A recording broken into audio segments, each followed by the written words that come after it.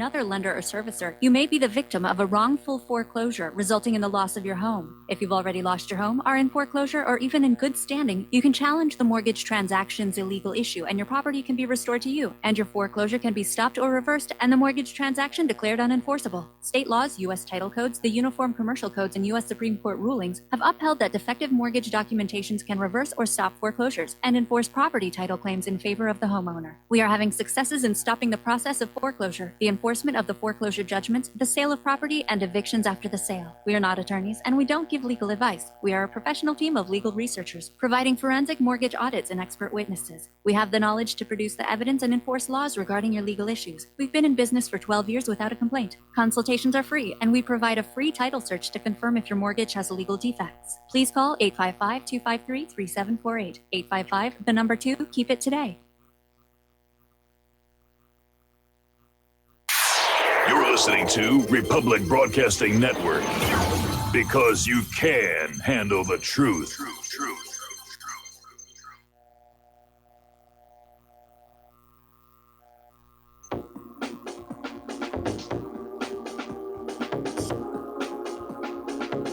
What really happened with your host, Mike Rivero, because World War III is a really bad idea.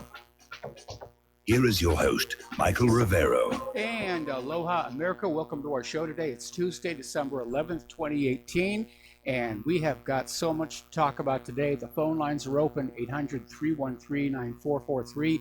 Mike is in our control room, ready to answer the phone, put you on the air with your comments, questions, and observations. So let's get right on into it. And I want to start with France and the revolt of the yellow vests. This is really taking off, and it is obviously far larger, and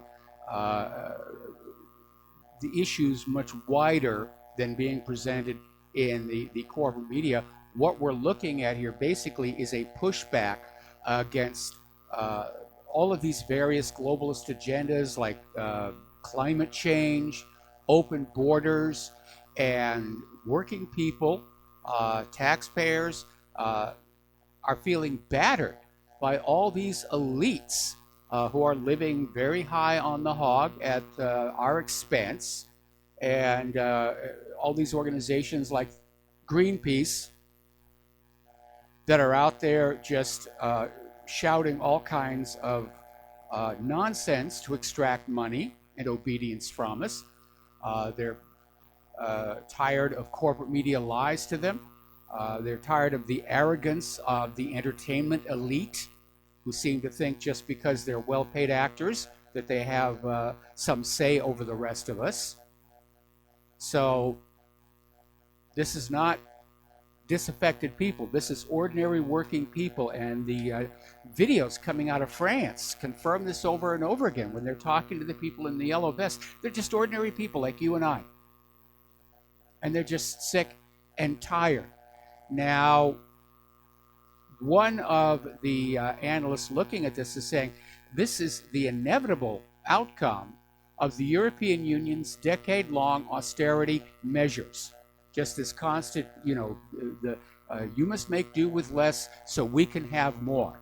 And year after year after year, it's always been worse and worse and worse. So this Andy Vermont, a Belgian human rights activist, saying that it's reached a point where no matter how hard you work, it's no longer a guarantee that you can live a decent life anywhere in Europe. And that's true for much of the world, including right here in the United States of America. So this is a pushback against the money junkies, among others here. Now, as you know, Emmanuel Macron has surrendered to the yellow vests. He has promised to hike the minimum wage.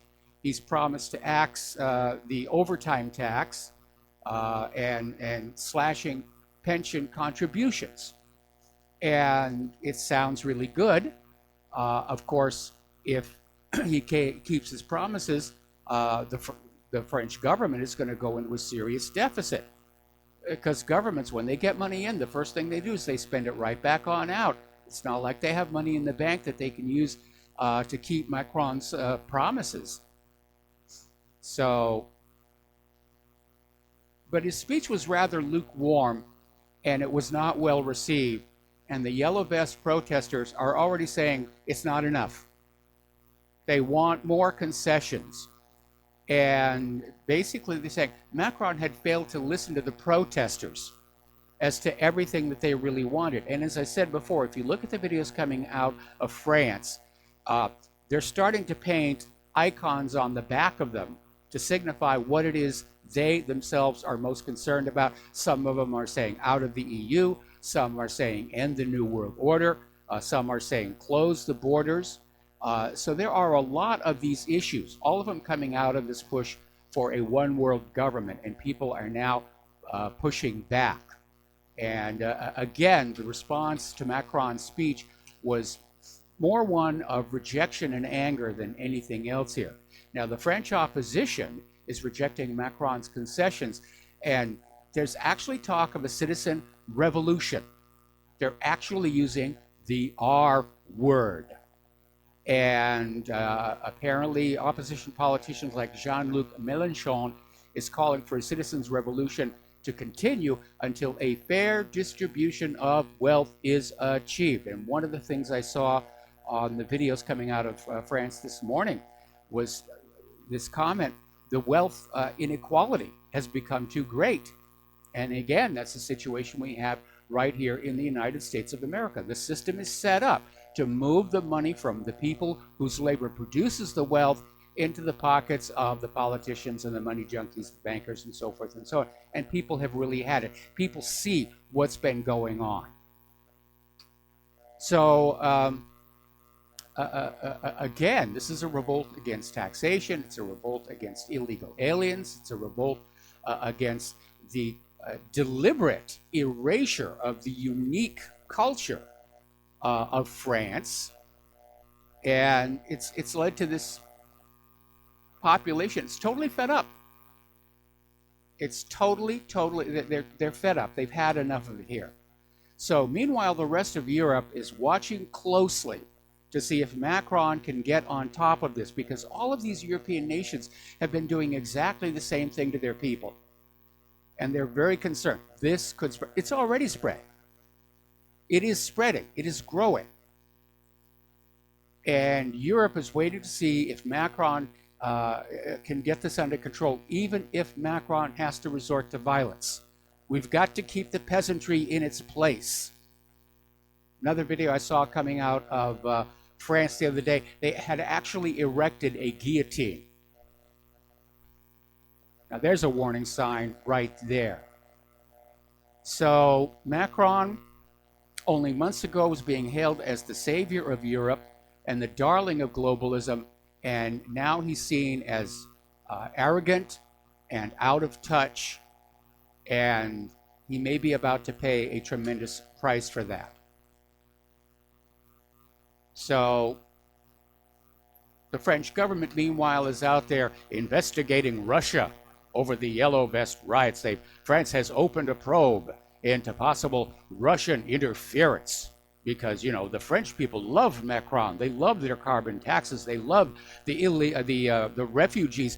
So this just has to be Putin's fault. I mean, we could see that one coming a mile off. And I don't think the French people are going to fall for that one either.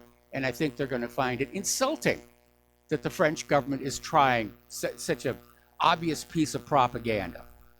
We're at a point right now where there isn't a whole heck of a lot the French government can do that isn't going to make the situation worse than it already is.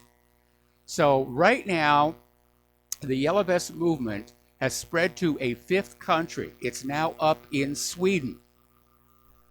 And apparently it was sparked by Sweden's signing of the UN Migration Agreement. Other protests are now in Belgium, Netherlands, and Germany. There's a small one up in Canada. There was a microscopic one even here in the United States of America. Over in Great Britain, George Galloway on his radio show was saying, I would invest in Yellow Vests in Britain if I were you. Especially with this mess over Brexit. That could spark a Yellow Vest movement there as well. Over in Germany, workers are expressing solidarity with the Yellow Vest protest. And many people in Germany shared the exact same grievances and recognize they too live under policies that favor the rich. And apparently in Western Frankfurt, some 90 companies employ more than 20,000 workers, and those workers are following the events in France with considerable attention. There's a potential for a strike. Meanwhile, in Nuremberg, yellow-vested EVG strikers immobilized the train services. It's gotten so bad that down in Egypt, they are banning the sale of yellow vests to individuals to try and avoid a copycat protest. It's really not going to work because in nearby Tunisia, protests have launched up there with red vests. I think back to what I said some years ago when this whole globalist thing really got going. I said in this push to create a global government, they're creating a political climate that could lead to a global revolution. This could very well be the beginning of it. So, meanwhile, in terms of a stark contrast, while France is on fire, down in Italy, Salvini is shining. Deputy Prime Minister Matteo Salvini held an Italians First rally in Rome, and 80,000 supporters showed up to cheer him. Why? He's putting the Italians first. He has rejected this New World Order, open borders agenda, and the Italian people love him for it. Now, how far will Macron go? Well, apparently, pardon me, according to this article in The Sun, the French have now deployed what they're calling a liquid weapon. Nobody really knows what it is, but apparently it's capable of knocking down and putting down the rioters even if they're wearing masks. And it's some kind of a chemical stun gun. And they're starting to use that on the protesters. And again, I don't think it's going to work. It's just going to make them even angrier. So, all right. Apparently, the police are now starting to block news cameramen, journalists, who are trying to film what's going on. They're trying to keep a lid on this, but everybody there's got a cell phone. And there are videos going out over social media. I'm sure social media is trying to find some way where they can block that as well. But the stuff is getting emailed around, and they can't block that. So, vive la France. Vive la liberté. All right, in other parts of the world, Ukraine is trying to retroactively justify its incursion into the Kerch Strait by saying that Russia is restricting non-Russian ships from entering the Sea of Azov.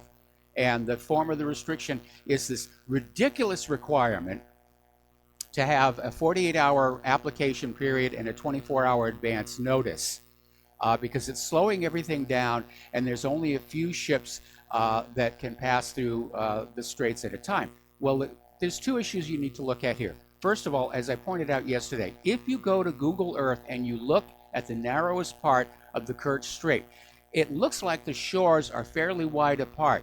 But if you look carefully at the water, where it's light and dark, that dark represents the deepest part of the channel where the ships can go.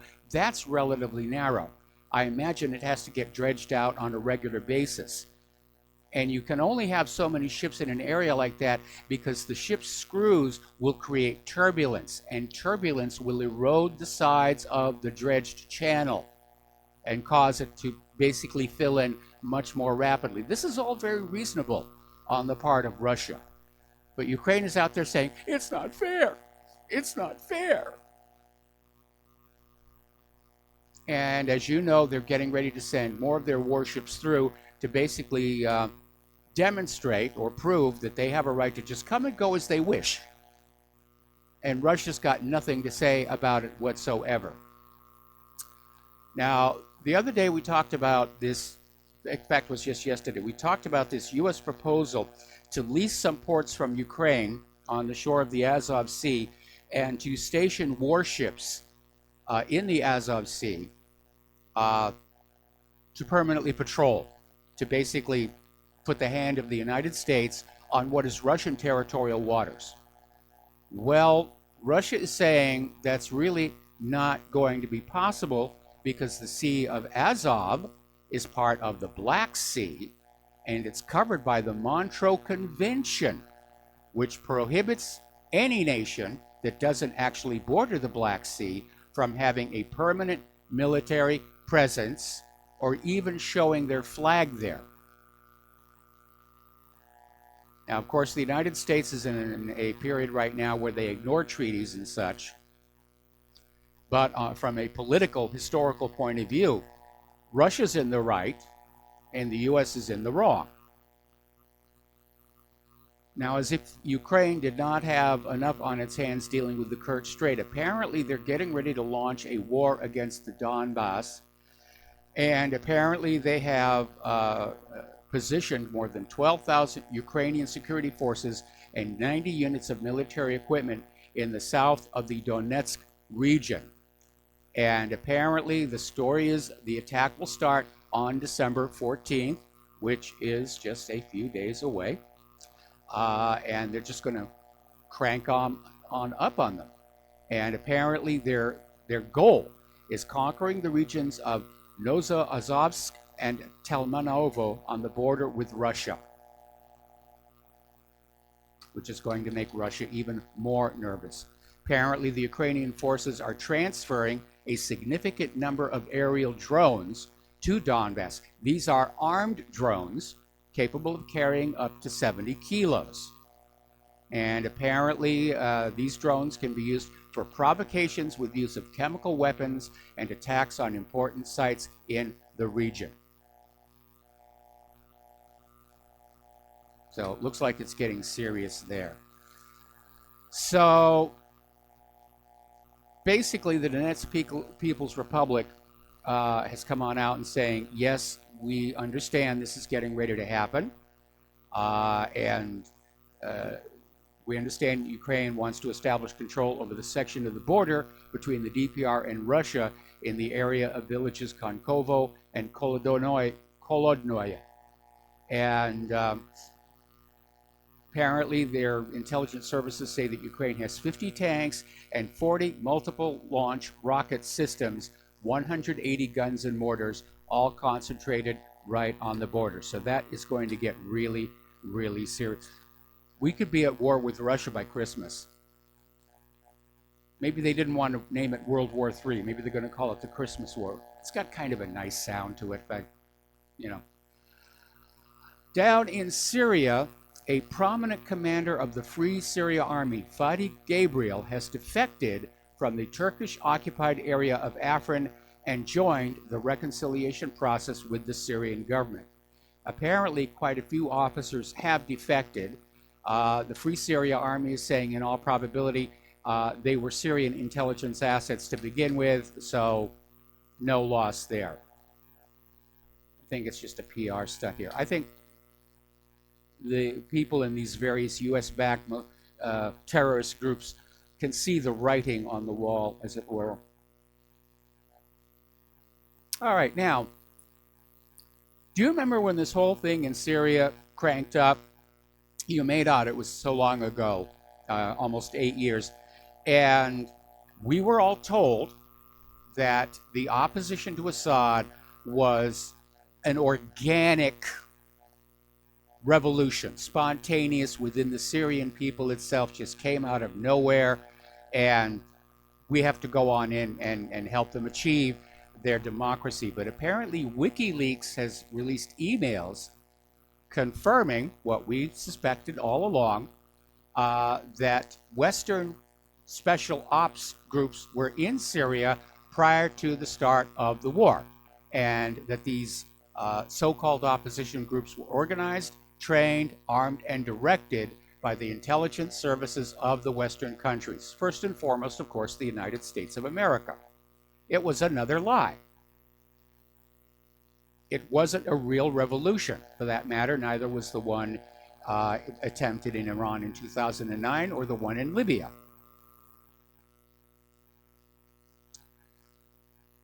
Now, here's a little whoopsie, if you will.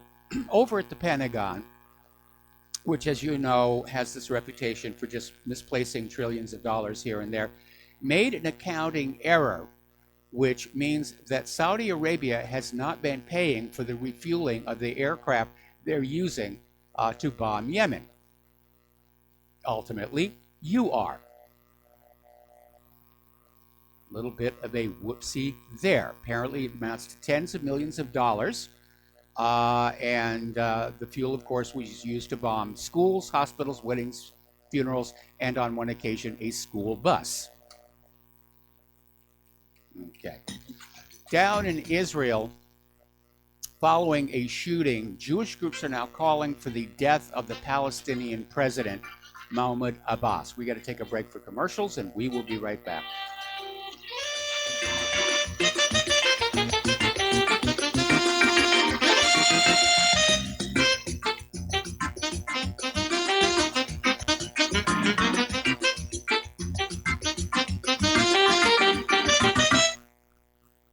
The First Amendment in the Bill of Rights limits the government's power by ensuring freedom of speech and preserving the rights of the people. Every day that passes, our rights gradually slip away. It's time to take a stand and let the government know we're tired of losing our rights. LibertyStickers.com will allow you to express your rights and allow millions of people to see you stand up for what you believe in.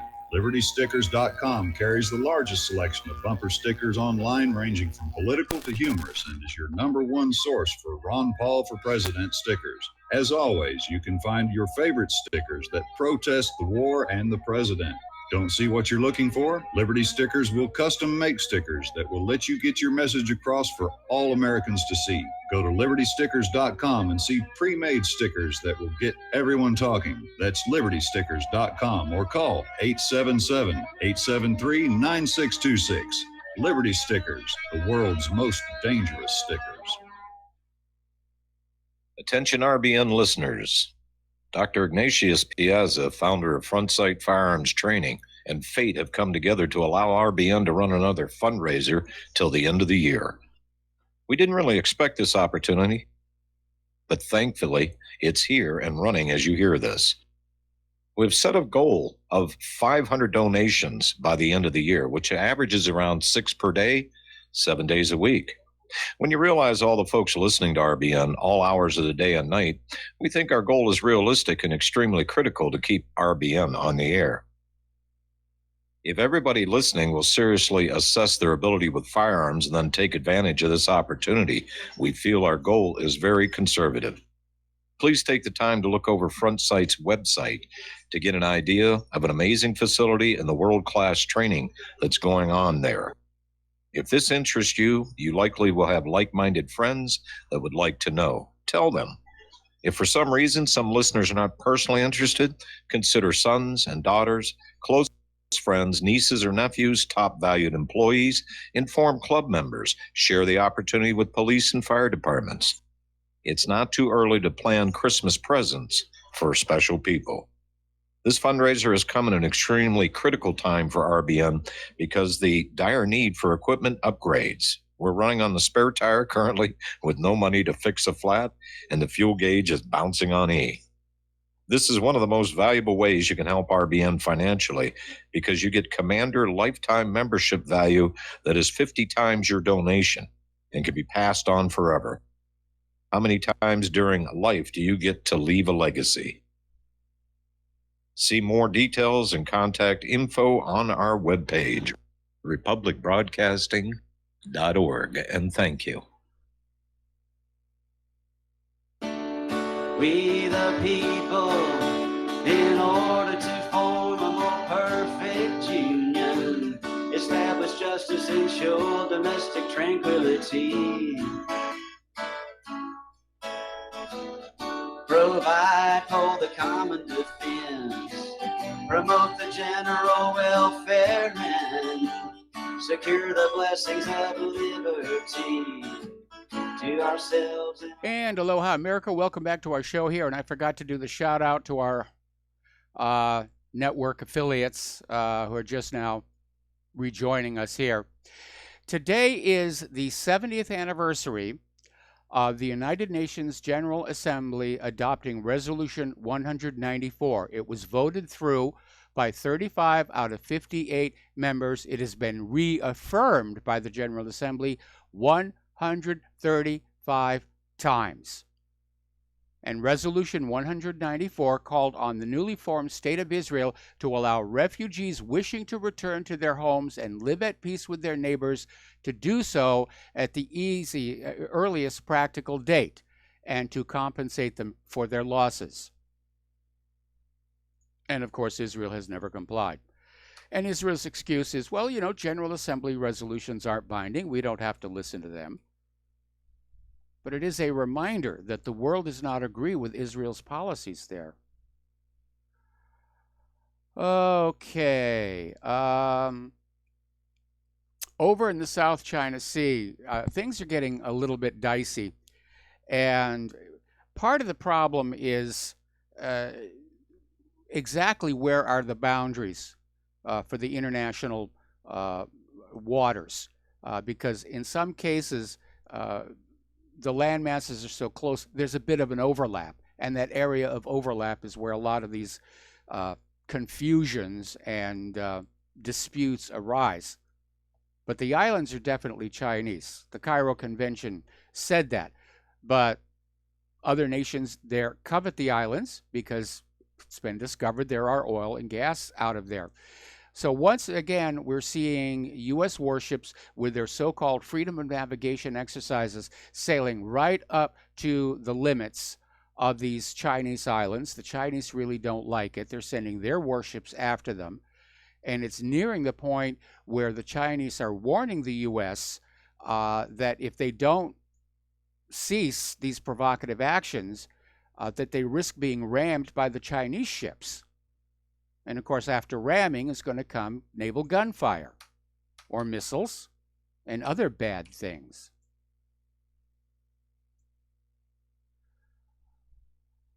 Okay, getting on back to Israel. I had something out of sequence here. Ken Livingston was out there saying that it's time for an honest debate about Israel's expulsion of the Palestinians. And again, this comes on the 70th anniversary of the UN General Assembly passing Resolution 194, which said the Palestinians have a right to return to their homes. So the world is definitely saying this has gone on long enough. And World War II and whatever was supposed to have happened back then have faded into history, and Israel can't use them anymore. Back when Israel was first being formed, whatever Israel wanted to do, oh, we need a homeland. Look what the Nazis almost did to us. Well, now the Nazis are all dead. They're all dead and gone. So Israel is coming up on an election next year, and Netanyahu is scrambling to hang on to power. He was almost forced out of office last month when Avigdor Lieberman resigned. And Lieberman's resignation was triggered by Netanyahu's refusal to launch a brutal attack against the Palestinians, which Netanyahu did only because the optics are bad and the world opinion is turning against him. Meanwhile, Israel is concerned India could scrap a $500 million arms deal. And at issue are these anti-tank missiles. India is saying that more tests are needed on these missiles, and they need to be tested in a climate that is very hot, which is where India would be more than likely to use these weapons. And Israel is dragging their feet on the test, saying this is just an excuse to scrap the deal. And I don't know what color vests they may or may not be wearing, but apparently the ultra-Orthodox Jews are protesting and rioting and fighting the police over this anti-military draft sit-in. Now, at issue here, of course, is the fact that if you are an Israeli citizen, military service is mandatory. There has been a traditional exception for the ultra-Orthodox Jews whose particular version of Judaism forbids them to engage in violence and killing. And Israel's government has been saying, well, this really isn't fair, and we're going to start drafting the ultra-Orthodox young Jews to put in the military. This has triggered a tremendous backlash and a lot of protests. And apparently there have been rallies at Bnei Brak, Jerusalem, and a lot of this is over the arrest of Yitzhak Arya, who was detained 2 weeks ago after failing to appear before the draft board. They've got draft dodgers over there. And apparently these demonstrators are chanting, "We will die and not be drafted." So anyway, we're going to take another break for commercials, and we'll be right back. Because Christmas time is here. Let's sing and shout, let our voices ring out, let them echo into next year. Celebrate, celebrate, let us celebrate, as the days pass on their way. Share the gift from above, the power of love, so that every day's Christmas. You are tuned in to the Republic Broadcasting Network. Visit our website by going to republicbroadcasting.org.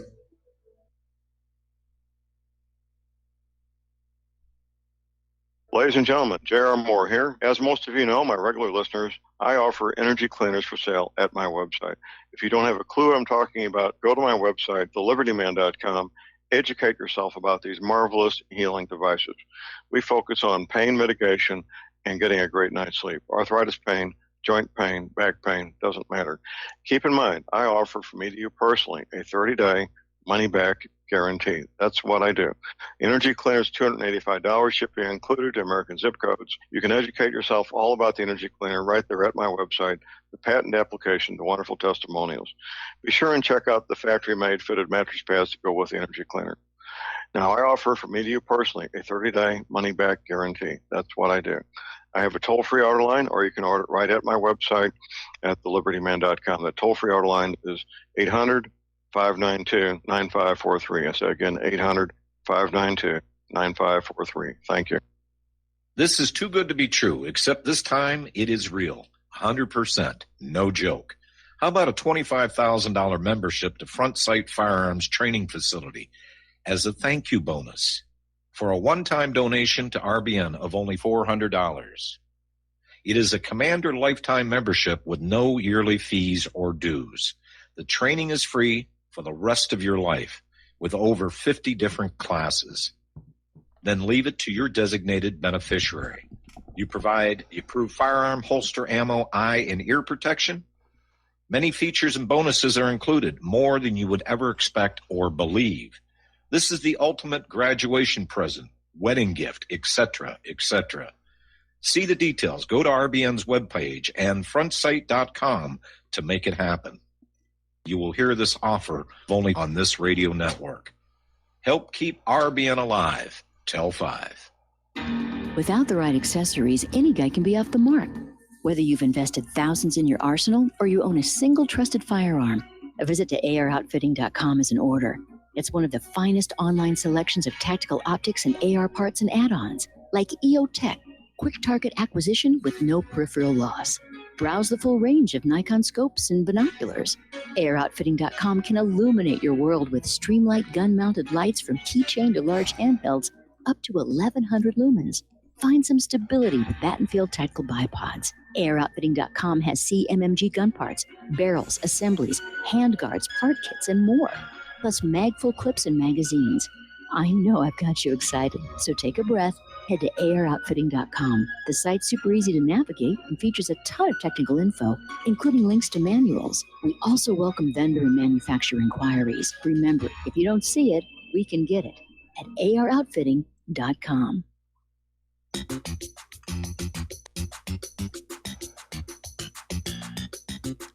Welcome to What Really Happened Radio. Visit us online at whatreallyhappened.com. And now, set your eyes on the future and let's consider what really happened. And aloha, America. Welcome back to our show here. Now, Qatar, which is sort of pulling away from its Middle Eastern neighbors politically, is a supporter of Palestine. They have been providing humanitarian aid, hundreds of millions of dollars, to various projects in Gaza to stave off Palestinian poverty and also try and prevent escalations in the violence. And apparently, Qatar wanted to build an airport in the Gaza Strip. And they went to Israel and said, we're going to build an airport. It's going to make it easy for cargo and passengers to get in and out. And apparently, Israel said, well, we'll talk about it. And they've been stalling. And now Qatar is trying to basically escalate the situation by going public and saying that, and we understand that Israel has security concerns, but the way we're going to get around that is we'll have the planes going in and out of the airport in Gaza to fly only to Doha and under Qatari security supervision. But Israel's never going to go for that. Israel has Gaza under lock and key, and that's exactly the way they like it. Meanwhile, there's an Israeli lobby group, and it's called the American Israel Education Foundation. They have apparently been going around the United States finding progressive leaders to take on these Israel propaganda trips. This is all expense-paid propaganda trip. And apparently they're working through the Pacific Northwest right now. They had a group that just returned on December 2nd from a similar trip, officially billed as an educational seminar in Israel for Southern Pacific progressive leaders. But nobody will reveal who actually went on the trips. It's a closely guarded secret. Now, this American Israel Education Foundation is an arm of AIPAC. And AIPAC and AIF share leaders, employees, and money. They also share the same address and phone number. So it's basically a front group for AIPAC out there. Now, we talked about this on the phone yesterday, but we're going to mention it again. Russia has sent 2 nuclear-capable bombers to Venezuela. These are Tu-160 bombers, and they landed at the Maquia airport outside Caracas, following a 6,200-mile flight. They're not discussing what, if any, weapons the bombers are carrying or how long they will stay. But I think those bombers are there because of comments that were being made in Washington, D.C. only a few weeks ago about how it's time for a military solution in Venezuela because sanctions aren't working to get that gosh darn president out of power here. Somebody finally corrected my pronunciation about that Chinese cell phone manufacturer. It's pronounced Huawei. And apparently the CFO, Meng Wanzhou, has asked for bail and put up more than $11 million as collateral. She wants to basically be out. The prosecution is saying she's a flight risk because she's perfectly capable of walking away from $11 million in collateral. But the U.S. has accused Huawei of using a Hong Kong shell company to sell equipment in Iran in violation of U.S. sanctions. Here is the problem. Okay? It's not Huawei that violated the law. It's the U.S. that is violating international law by imposing sanctions on Iran that have never been agreed to on the international level. See, there's what's going on here. China has not sanctioned Iran.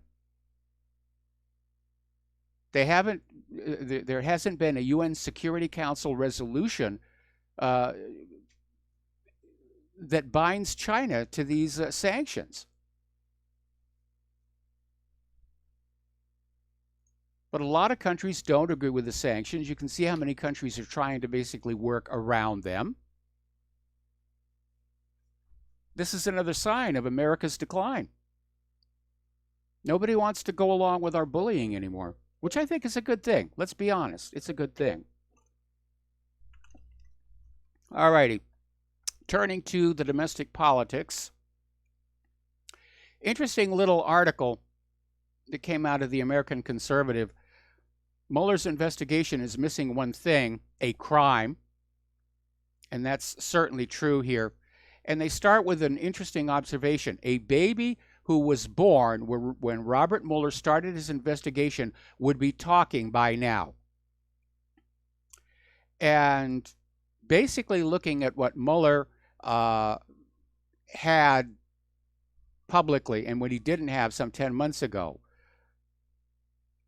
it didn't look like there was anything there.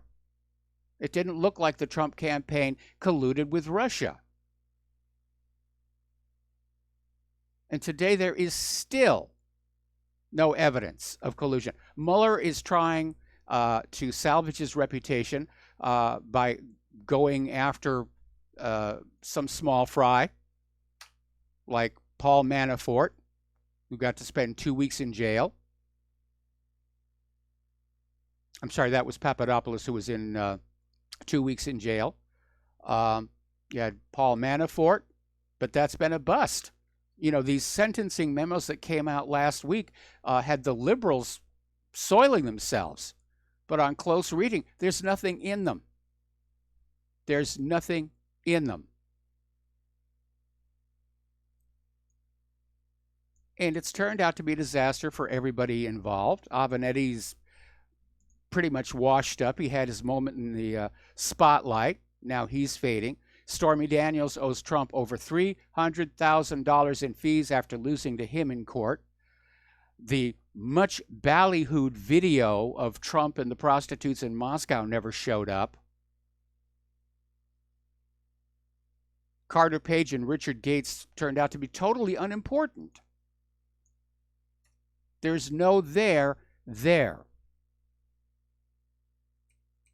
So, by the way, a little side note. They're still trying to make a big deal over the fact that Trump told Michael Cohen to pay Stormy Daniels to keep quiet about her story. The way they handled it is they bought the rights to her story, which that's how book deals and movie deals are done. You buy the rights to somebody's story. And then if you choose to sit on them, you can. And here's the thing. It is perfectly legal. There is no crime there. It looks bad, but there's no crime there. Now, apparently last Friday during his closed-door testimony with House Republicans, former FBI Director James Comey said that Rudy Giuliani leaked sensitive information about the FBI's investigation into Hillary Clinton's private email server. So that's coming on up again here. Now, the other day we had this situation where a recognized whistleblower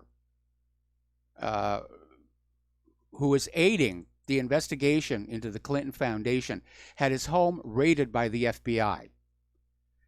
And the Congress is saying, why? Why did you do that?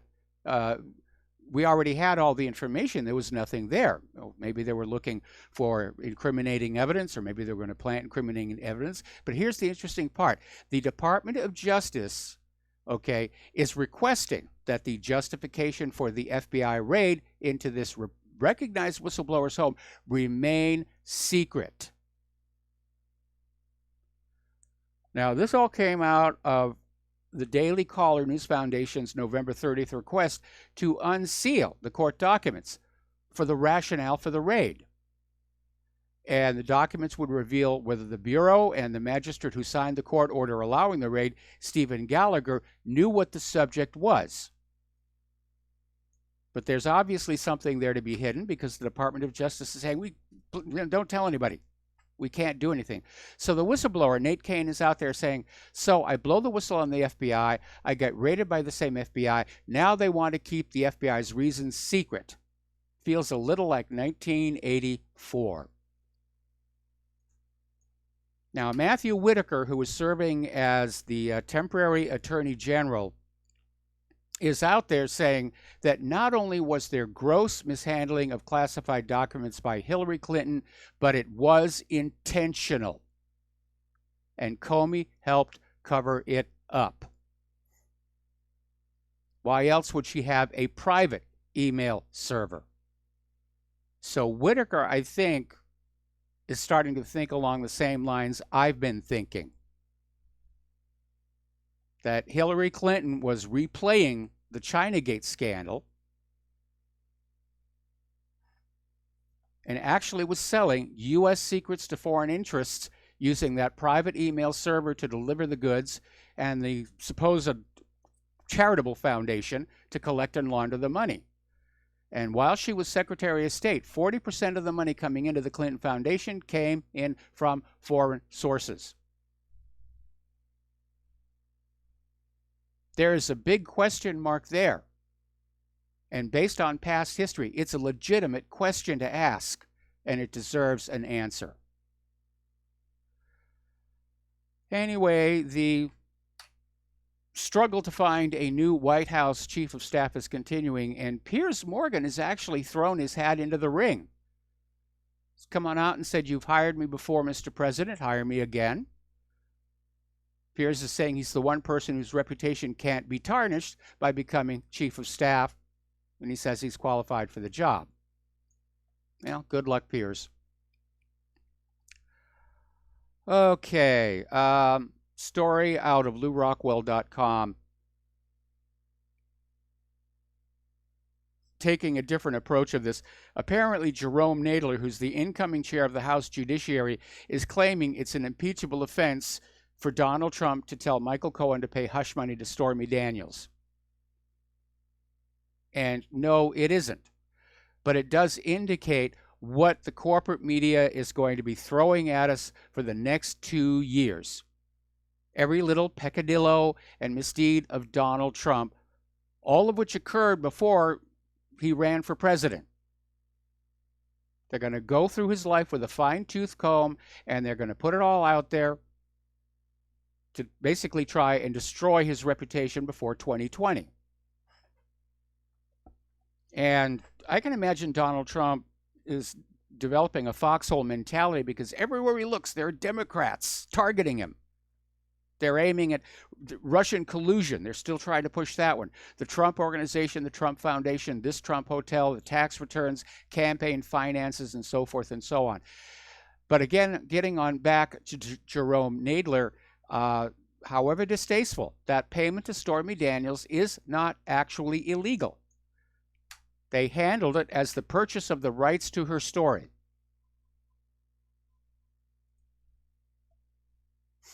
So, here's where it gets really interesting. Apparently, there is a $350 million lawsuit filed against Robert Mueller for constitutional violations and alleged leaks. And Jerome Corsi is one of the people Mueller was trying to strong-arm, but he's fighting back. And that's a huge lawsuit, $350 million. And I hope Corsi wins. Of course, in that crooked town, it's not entirely sure that's going to happen. Meanwhile, Joe Arpaio, the former sheriff of Maricopa County, Arizona, has filed a lawsuit against CNN, Rolling Stone, and others for defamation for falsely calling him a felon in their reports. He's asking for $300 million. And the case was brought to federal court in Washington by Larry Klayman, founder of Freedom Watch, also founder of Judicial Watch. He himself, of course, is a former federal prosecutor. And named as defendants are CNN President Jeff Zucker, show host Chris Cuomo, Rolling Stone magazine, and the Huffington Post. See, here's where you need to do your due diligence. Arpaio was never found guilty of a felony, nor arrested and imprisoned as one of the publications claimed. He committed a misdemeanor, for which he was pardoned by President Donald Trump. But by golly, we're going to get Joe. We're going to call him a felon. We're going to say he went to jail. Well, he's fighting back. Good for him. Now, over at Judicial Watch, as you know, they've got a very sympathetic judge who is opening up discovery wider and wider. And it's getting into that email cover-up. And now the judge has said they can do discovery on what happened at Benghazi and whether the Benghazi situation motivated the Clinton email cover-up. Well, we know that's not true. The email server predated Benghazi. and was being kept secret. In fact, it's very obvious nobody was ever supposed to know about that outside of the inner circle. But still, it's going to open up the possibility to find out what was really going on there.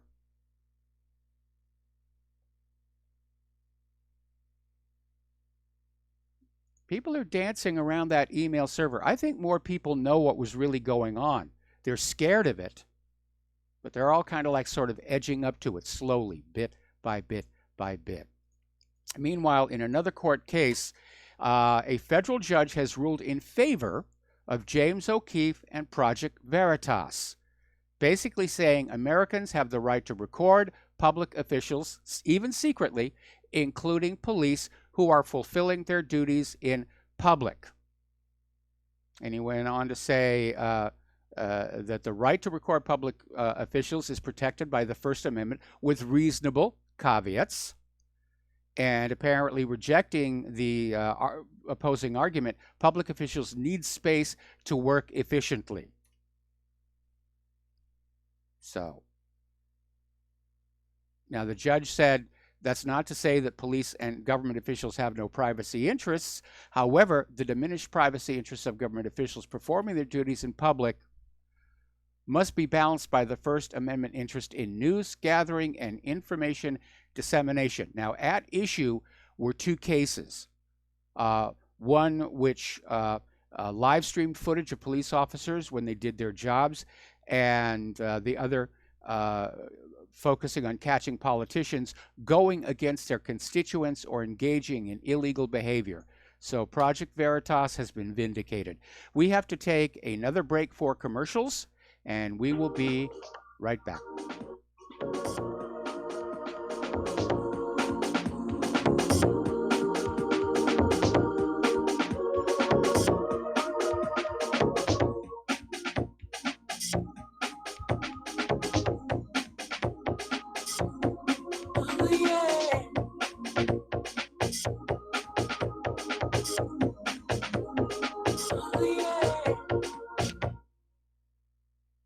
Hi, folks. CBD is the home run hitter for health right now. Why, you ask? Because of what it does for the body. Unfortunately, I can't tell you all about the benefit. You know, there's reasons. Do your due diligence and log on to ancientlifeoil.com. That's ancientlifeoil.com. Ancient Life Oil uses organic ingredients and is blended in coconut oil for some of the best benefits. Legal in 50 states and non-psychoactive. Log on to ancientlifeoil.com. That's ancientlifeoil.com. Do you worry a lot? Whether you're a college student, busy professional, parent, or grandparent, ongoing stress and elevated levels of the stress hormone cortisol can rob your memory, your health, and your future. Now you can combat the effects of stress and anxiety while improving your memory and recall at the same time with the dietary supplement Calm and Clever. Studies show that the ingredients in Calm and Clever reduce cortisol by as much as 30% in 1 to 2 weeks. Call 1-800-758-8746 or calmandclever.com. Did you know that neither the American Medical Association nor the American Bar Association were established to benefit the American people? Have you recognized that in our country, healthcare has little to do with health, and that our court system has nothing to do with justice? The priests of both medicine and law have been incentivized to implement a dark agenda on behalf of the Bilderbergers and their ilk. To protect ourselves and our progeny, we need to take a much closer look at how these two giant industries really work. Join me, Al Whitney, on In Defense of Humanity, Saturdays at 7 p.m. Central, as we expose the matrix and learn how not to consent to our own destruction. Many people tell us about their experience with Extendivite. Just listen to what Glenn has to say. Prior to taking it, I had diabetic neuropathy. The Extendivite reduced that significantly. Acid reflux was reduced. I had athlete's foot, very severe. Trimmed that down to about 75%. Dandruff, almost completely gone. I had occipital neuralgia at the base of my skull. I was having migraines, reduced by about 90%. Heart palpitations, my heart would kind of stall out. I would skip a beat. Very uncomfortable. And when walking from downstairs going to sleep, by the time I got to the bedroom, which is just one flight of stairs, my heart was pounding coming out of my chest. My vision was blurry. This completely solved that problem. Great product. Thanks.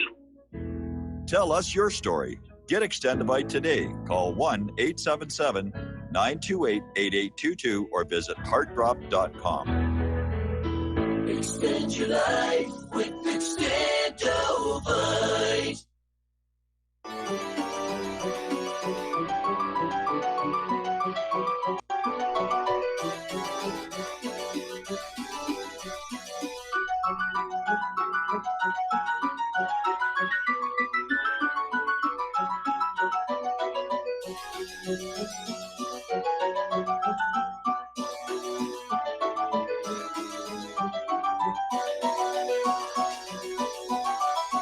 And aloha, welcome back to our show here. And we keep hearing all these claims about sealed indictments. Indictments are coming, QAnon, and I tend to ignore them because I think it's an attempt to just sort of keep us complacent, sitting in our chairs and doing nothing. Don't worry, the Lone Ranger is coming to save us, and you know, Tonto is following behind, Batman is on his way, the cavalry is coming, whatever. But in this case, I think we should take this one seriously. This is coming from Judicial Watch, and Judicial Watch has done tremendous good over the years. And apparently Judicial Watch is saying they've pretty much proved criminal wrongdoing by Hillary Rodham Clinton while she was Secretary of State. Now, they're not saying what that criminal wrongdoing was. I would love for it to be espionage, but I think it's probably going to be the pay for play. And this could be the beginning of a showdown with the deep state. It could even be a test of whether our Constitution is still valid. But we can't go on like this. We absolutely cannot. These elites are destroying our country bit by bit. We're all paying for it. Our children will pay for it. Our grandchildren will pay for it even more. Okay, turning over to the economic news here. Central banks are becoming very worried that the government and, more importantly, the people are turning against them. And the central banks are basically in a panic. The vote on the Brexit has been delayed. There may be no deal at all. The China trade, apparently they're still making progress, even though the Meng Wanzhou was arrested. But I think what it's really coming down to is that people are waking up and realizing the fraud that central banking is, and that we don't need private central banking to have a national economy, because we certainly didn't have one when this country was started. And I think that awareness is spreading through the population that private central banking is all about moving the wealth from the pockets whose labor produces that wealth into the pockets of the bankers. And I think probably Americans are no more happy with that than the people of France are. Now, in the original French Revolution, not the current one so far, but in the original one, before the nobility got their trips to the guillotine, the bankers were targeted. The French people knew who the tool of their oppression was. Then they went after the authors of it. U.S. companies are laying off employees at the fastest rate since the financial crisis. Now, of course, the corporate media is always saying the economy is red hot. We've created 500,000 jobs. Stock market is doing well. It's really not true. What they don't report is how many jobs are lost in that same period of time.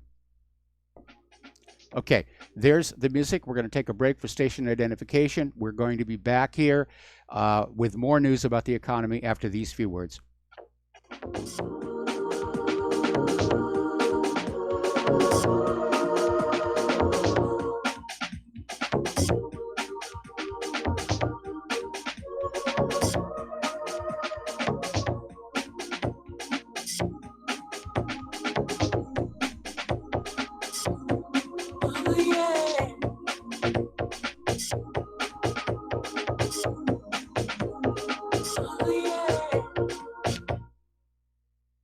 This is too good to be true, except this time it is real. 100%. No joke. How about a $25,000 membership to Front Sight Firearms Training Facility as a thank you bonus for a one-time donation to RBN of only $400? It is a Commander lifetime membership with no yearly fees or dues. The training is free for the rest of your life with over 50 different classes. Then leave it to your designated beneficiary. You provide the approved firearm, holster, ammo, eye, and ear protection. Many features and bonuses are included, more than you would ever expect or believe. This is the ultimate graduation present, wedding gift, etc., etc. See the details. Go to RBN's webpage and frontsight.com to make it happen. You will hear this offer only on this radio network. Help keep RBN alive. Tell 5. This is RBN, the Republic Broadcasting Network.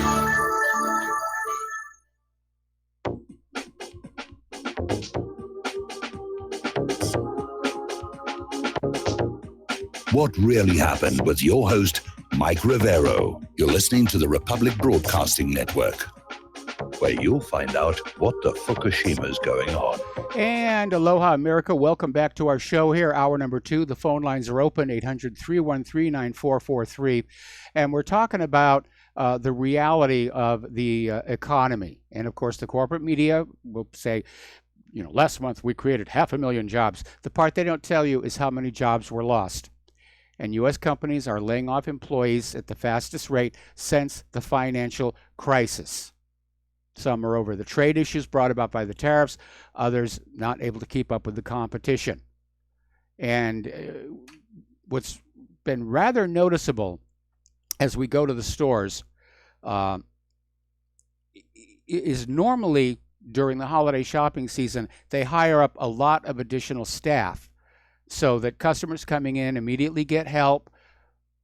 Not so much this year. You really have to look to find somebody to ask where thus and such a product is here. Apparently, Performance Bicycle is closing 102 stores. Now, over in Denmark, there is a company, ISSAS. It's a corporate cleaning industry company with a global outreach. And they're now pulling out of 13 countries, and they're letting go of 100,000 people. Now, there's another phenomenon that's showing up here, and I guess you'd have to say this was inevitable. But apparently, far more people are filing for disability benefits than would normally be the case. And what they think is happening is people who've lost their jobs and they can't find work, they're trying to get on disability. And so the numbers are artificially high. People got to eat. I find it very hard to criticize this year.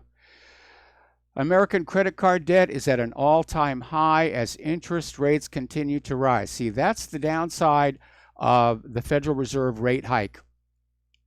Every mortgage, every loan, every credit card that is variable rate, that's tied to that prime rate, their interest rates go up. And we've been saying for years now, knowing that this economic crisis was coming, get those credit cards paid down. Right now, the average American family has about $7,000 in revolving debt. And as the interest rates rise, so will the monthly payments to service those debts, putting the squeeze on. Article over at Investment Watch blog asking the question, why is Obamacare enrollment down? Is this a trick question? It's expensive. There are better alternatives. People don't like it. And it isn't mandatory anymore. Over in China, they've announced the discovery of a huge deposit of silver with an estimated reserve of at least 1,500 tons. Now, China is already one of the world's largest silver-producing countries, and apparently geologists discovered this in Henan province. It's part of what's called the Zhangye Deposit Area that boasts 280,000 tons of lead, 320,000 tons of zinc. So, good for China. Down in Venezuela, their inflation has hit 1,300,000%. They're in Zimbabwe territory now. Oh, we have a caller on the line. Okay. Dustin in New Jersey, aloha. Welcome to the show. What's on your mind? Yeah, but Mike, you know the pickle that the whole world's in. It's got so much debt, and those interest rates, they can't. If they go back to zero, inflation's gonna come up. So it's like they're screwed. We're screwed. Look at France. They're broke. Britain, the whole of Europe is just broke. You can't. I mean, they're moving one chair on a Titanic with another chair on a Titanic. You know, I mean, they're running. They run out of just things to try to fix. It's unfixable. You know, Of course, I mean, it's unfixable. That's always been the problem with private central banking, and the people who set up the private central banks knew it all along. But that was going to be somebody else's problem down the road. When you have a private central bank, and right now there are only 3 nations left on earth who don't have private central banks, the debt will grow faster than the money supply, which means no matter how hard you work, no matter how much you sacrifice, you can never pay the debt off. It makes you a slave to those bankers. And the debt just simply grows and grows and grows until it absorbs all of the wealth of the working people, which is exactly how the bankers want it. And then Trump knows that because remember he came out with that statement a couple of days ago saying, "I ain't going to be here when, when everything explodes." I think he might be here when it explodes. Yeah, I think that could very well be the case here. And of course, the Democrats would love that if the economy unwinds. They're going to blame Trump for it, even though what's wrong with our economy goes back multiple administrations. Hey, Mike, did you see what Pompeo said about Russia flying halfway around the world to Venezuela? They said, "What a waste of money." I'm like, what the hell are we doing? We're flying all around the world. We got all these bases around the world. We don't even charge Saudi Arabia for the fuel they use in bombing Yemen. people over there. I mean, what a ridiculous thing for him to say. And those 2 dictatorships, we're not a dictatorship here, or France is not a dictatorship. I mean, like you said, they're rolling out this special vehicle. I mean, it's a mess in France. You just see today they had student protests. Yes. High school student. I mean, everybody. But I'm waiting for the grandmother protest to start against Macron. I think they're already out there. I saw a lot of pensioners in those protest videos.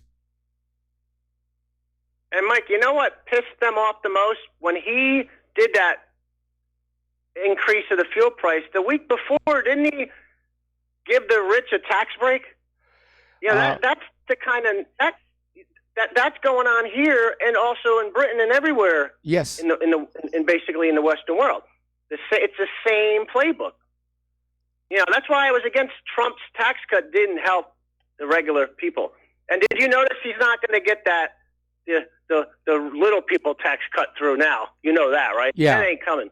Nope. The Democrats will make sure it goes down in the House. Yeah, I mean, do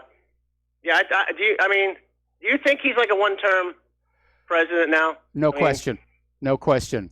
Yeah. He does not have a snowball's chance in the dark regions in 2020. I don't know why the corporate media and the Democrats are working so hard to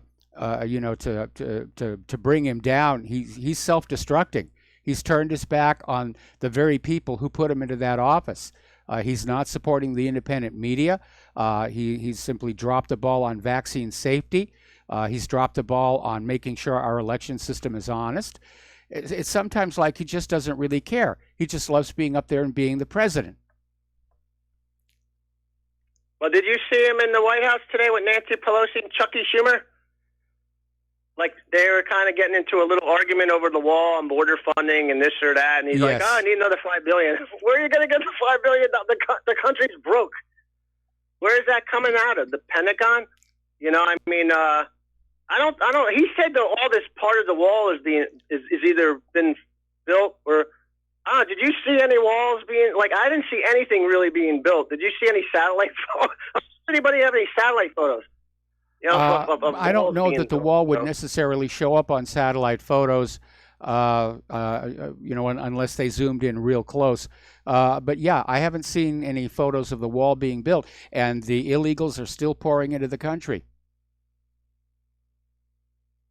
And then, Mike, real quick, remember the satellite photos of Ukraine, all the tanks lined up? Yes. Well, that base, I believe that base is 11 miles away from the eastern part of Ukraine, and there's no 1,000 tanks at the. If you saw the satellite photo, now I don't even know if those tanks are real in the satellite photo. They could have been added there. Yes. But that base is also a base that upgrades armor for existing tanks and optics and stuff.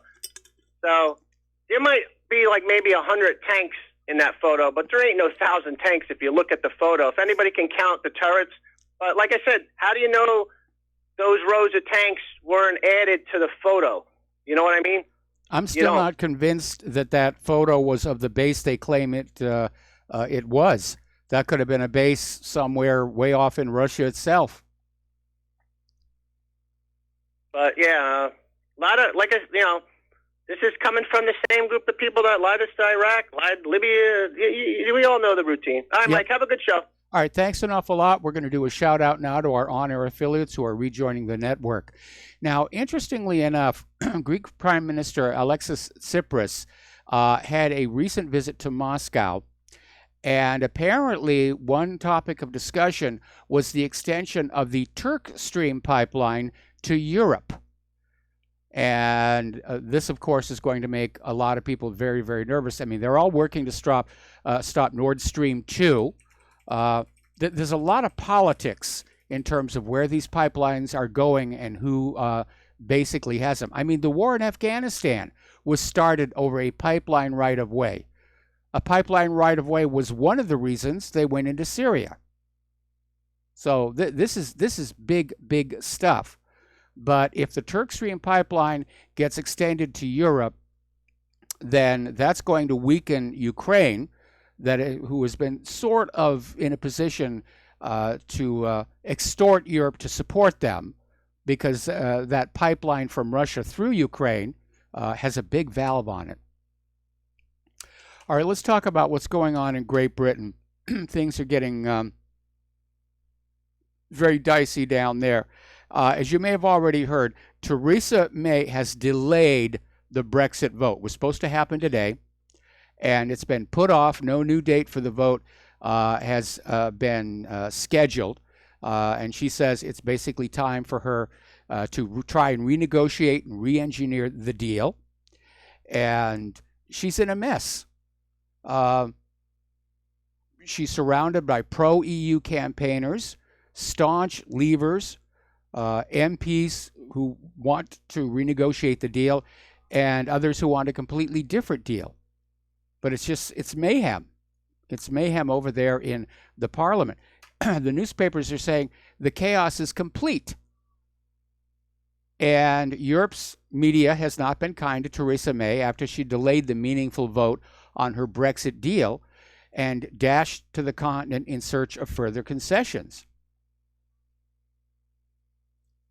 So the French Daily Liberation said it's like a long, slow agony. You know the end is near. You expect the worst. Then there's a small flicker of light before another collapse, and it always ends badly. And apparently, she said May blew her last bet, failing miserably to convince Parliament to vote for the withdrawal agreement sealed barely 2 weeks ago.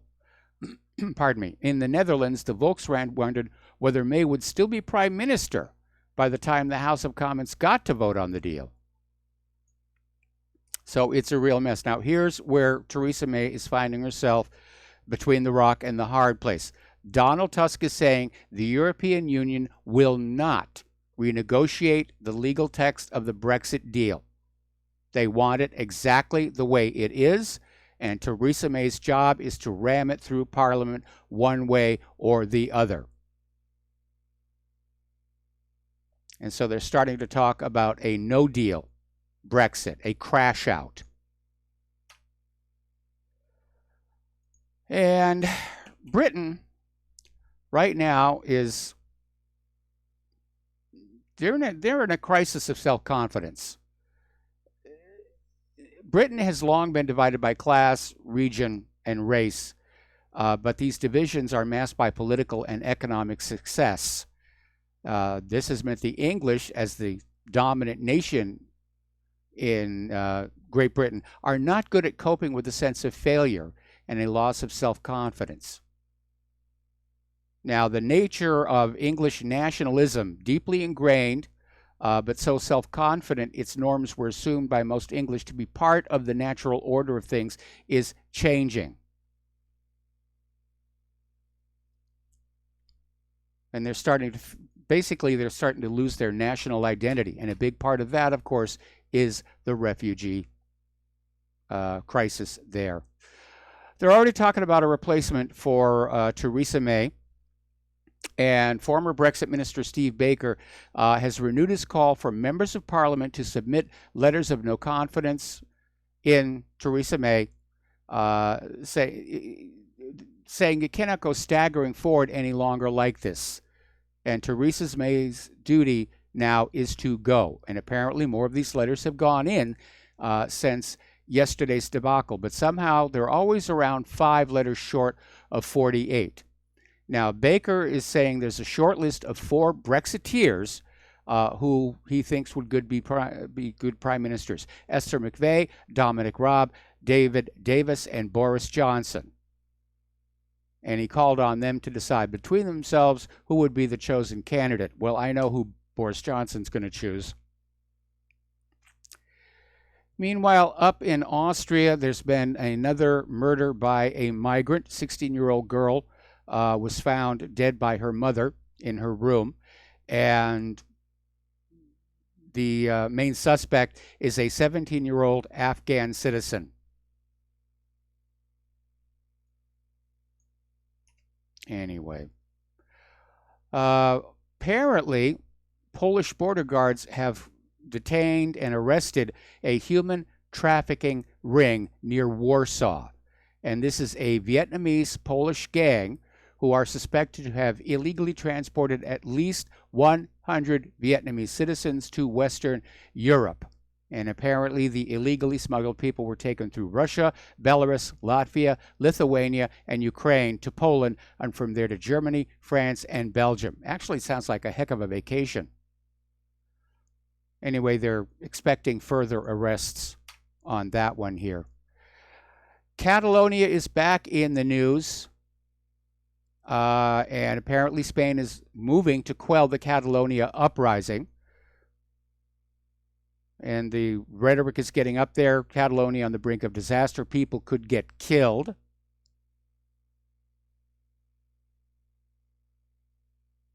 And they're saying they're close to a physical confrontation. Another Spanish Civil War. Okay. Now, getting on back to what Dustin was saying about Schumer and Pelosi and Trump, they're seriously talking about a government shutdown. Trump is saying he will not sign a new budget unless it has money for his border security. And he's out there saying he'd be proud to shut down the government for border security. Now, I caught his press conference earlier in the day, and I'm glad he is making the point that this is not just politics, it's not just immigration, New World Order. It is a medical crisis. We have all kinds of diseases that had been eradicated in this country are being brought back in. We were talking about just yesterday hepatitis spreading across the country, drug-resistant tuberculosis, all kinds of illnesses. And I'm sure the pharmaceutical companies, the medical industrial complex, they're happy as heck because their business model needs us all to be sick. So yeah, open the borders, bring in more of those immigrants and refugees. Get them all infected here. Now, the way I heard it there was actually a shouting match in the Oval Office between Nancy Pelosi and Chuck Schumer and Donald Trump. Apparently, at one point, they called him a Pinocchio, which I'm not sure what that's supposed to mean, unless it's you're lying.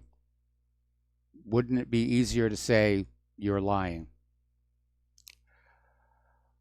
All righty, we're coming up here on a commercial break. When we come on back, there's been a new development. I sort of been staying away from Sandy Hook because it's gone into history, but Wolfgang Halbig has come up with something big.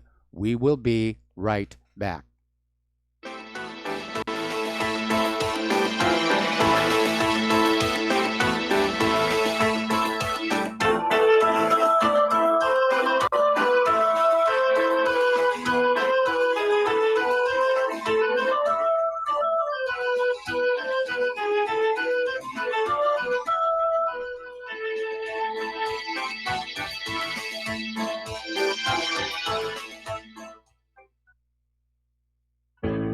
Many people write us about their experience with Extendivite.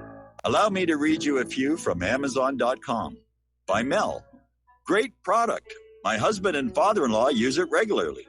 Both my husband and father-in-law have had significant change in their blood pressure and overall health. By Amazon customers.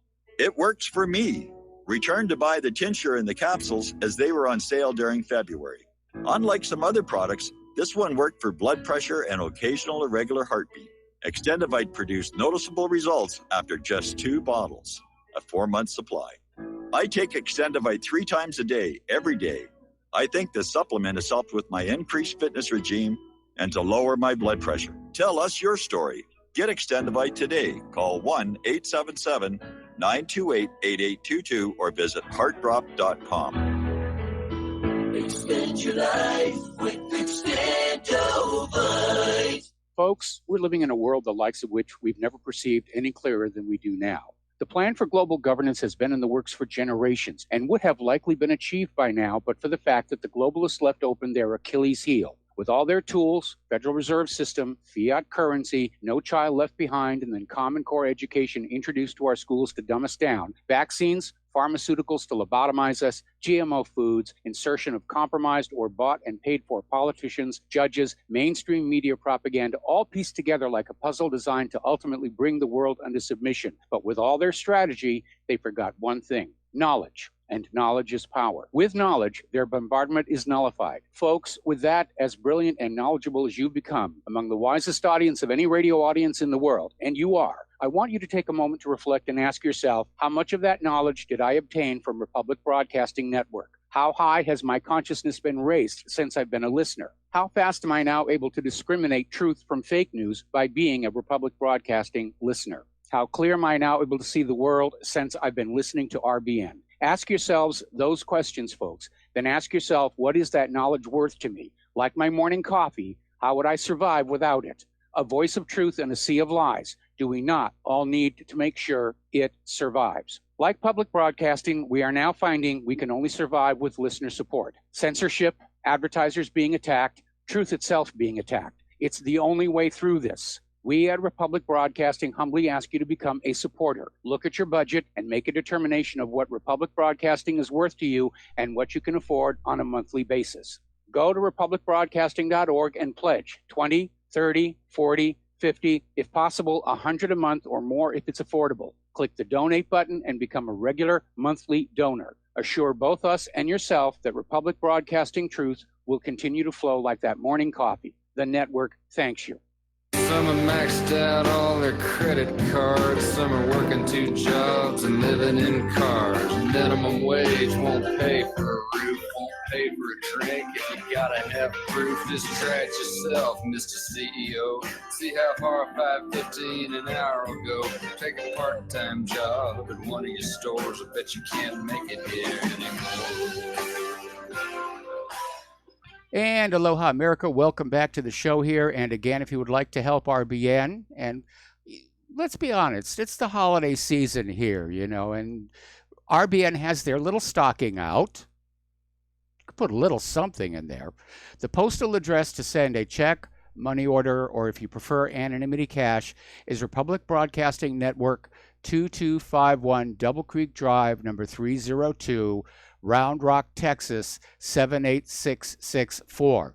The phone number to make a credit card or debit card donation or to pledge to be a recurring subscriber is 800-724-2719, extension 1 during business hours, extension 3 at all other times. And don't forget, we're coming to the end of the year, and that front sight firearms deal is going to expire.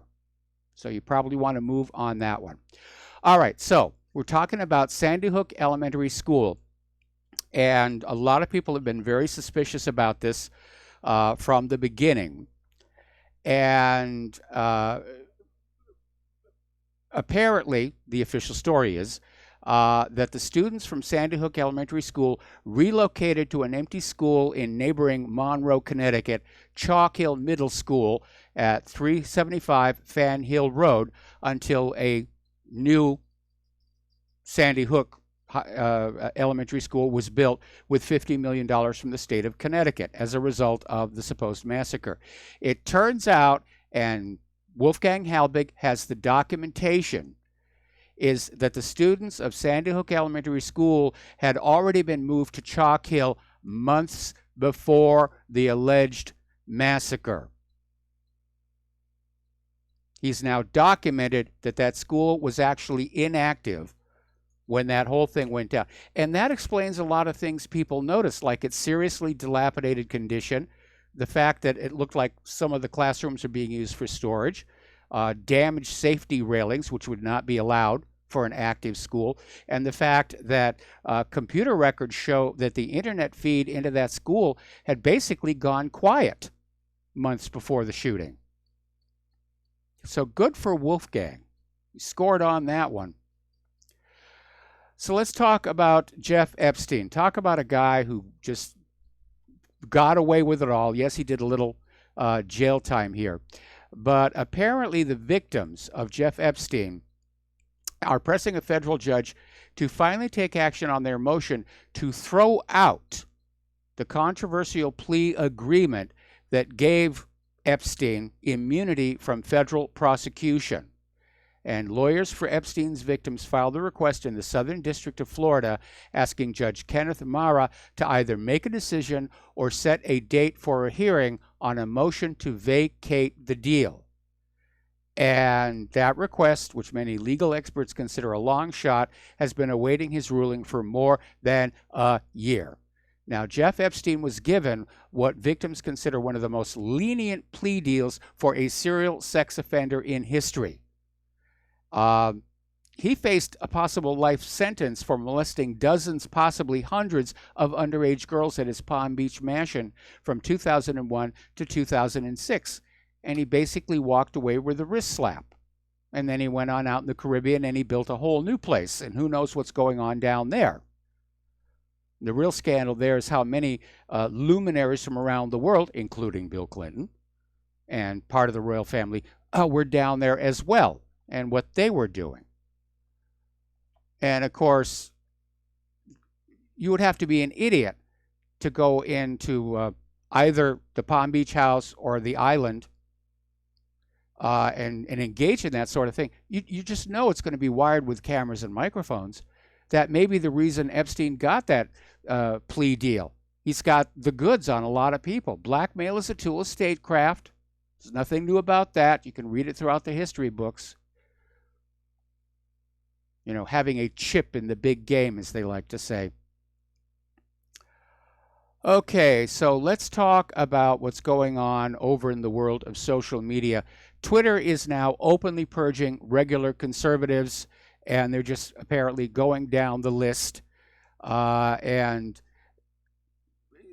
when Twitter and big tech companies started banning fringy right-wing characters, nobody objected. Now they're just going into the regular mainstream conservatives. And, it became that camel's nose under the tent. Once people went along with saying ban the fringies, then you can't complain when we start banning, others. I think back to that article we talked about yesterday. Silicon Valley is supposed to be about technology. Now they're the morality police. Apparently, Twitter is also enforcing Israeli military censorship. And this is coming from the Electronic Intifada. And they were forced by Twitter to delete a tweet linking to a story that was subject to Israeli military censorship. Now, Facebook has become notorious for enforcing censorship on behalf of Israel. This is a new thing for Twitter. We got to take another break for commercials, and we will be right back.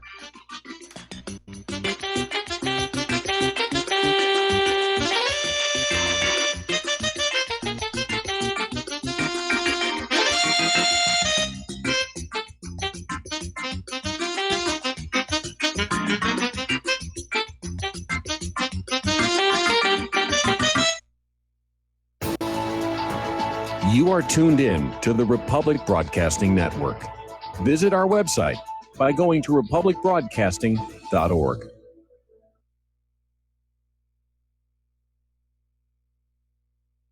Homeowners, are you in foreclosure, expecting to be served with a foreclosure lawsuit, or suspect your lender has coerced you into an illegal mortgage transaction? A huge number of mortgages made in the last 10 years have legal issues and are possibly defective. State laws and the U.S. Supreme Court have upheld that defective mortgage documents are grounds for foreclosure defense and for counterclaims in favor of the homeowner. If your mortgage has been sold or assigned since closing the loan, it may be defective and you may be paying the wrong party, and the lender may not have standing or the right to foreclose or collect payments under the law. If you would like to know if your mortgage is legal or not, or know if you are paying the right party, we can help. Our initial consultations are free of charge. We are not attorneys. We are legal researchers and work closely with experienced lawyers who know how to help you find the evidence to help you keep your home. Call toll free 1-855-2-KEEP-IT. That's 1-855-2-KEEP-IT today. Tired of being lied to by mass media? It's growing more and more apparent today that news is received less and less through standard media outlets. Even with a growing audience every day, RBN is beginning to direct more efforts into social media. Social media and the use of the internet is fast becoming the primary source of people for news, regardless of demographic. RBN has set out to provide some of the best news on the internet through republicbroadcasting.org, and also has begun to use the tools to our advantage by way of social media. Republic Broadcasting is now operating a Facebook page to function as yet another avenue to have our collective voice reach new audiences across not only America, but across the globe as well. The Facebook page features not only news, but also an RBN player to listen to our broadcasts. Get involved by visiting facebook.com/Republic Broadcasting and liking our page and share it with your friends and family, because you can handle the truth. Without the right accessories, any guy can be off the mark.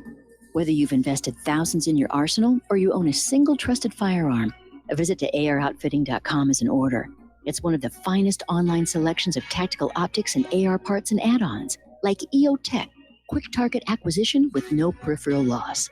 Browse the full range of Nikon scopes and binoculars. AROutfitting.com can illuminate your world with Streamlight gun-mounted lights from keychain to large handhelds, up to 1,100 lumens.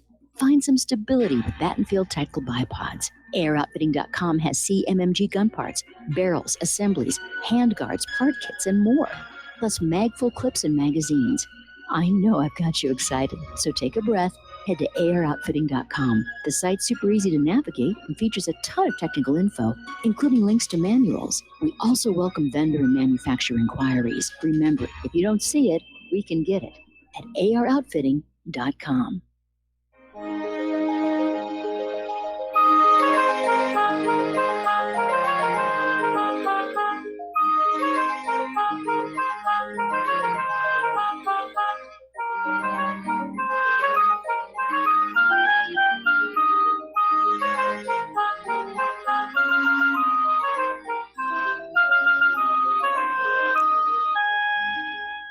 And aloha, America. Welcome back to our show. Now, not too long ago, the CEO of Google testified before the House Judiciary Committee about how Google collects and filters data. And according to the transcript, apparently he went in there and stressed that Google continues to work with the government to keep the U.S. safe and secure, but says our mission is to protect your privacy, which we all know what a joke that is. And he says protecting the privacy and security of our users has long been an essential part of our mission. Now, I noticed they were talking about privacy and didn't quite really get into the issue of political bias in the search algorithms. And I would have liked to have seen a little bit more about that. And of course, they're all denying there's political bias. They're just saying, well, you know, we're still tweaking the algorithms.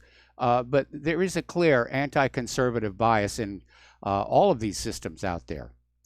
Now, here's an interesting little story. Apparently, Google employees considered banning Breitbart from Google AdSense on, and you'll love this, moral grounds, which would have stopped it from taking in advertising revenues.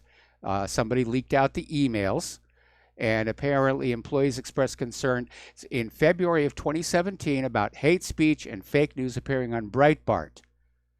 And they basically said, let's squash its revenue by blocking it from AdSense.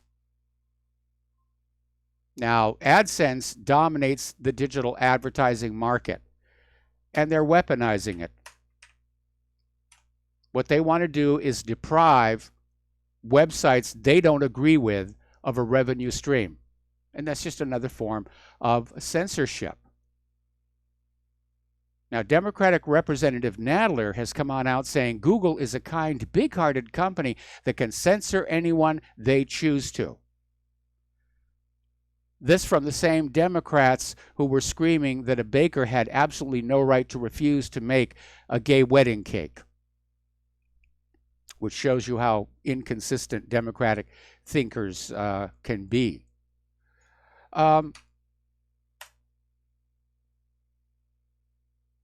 The phone company is not allowed to censor phone calls.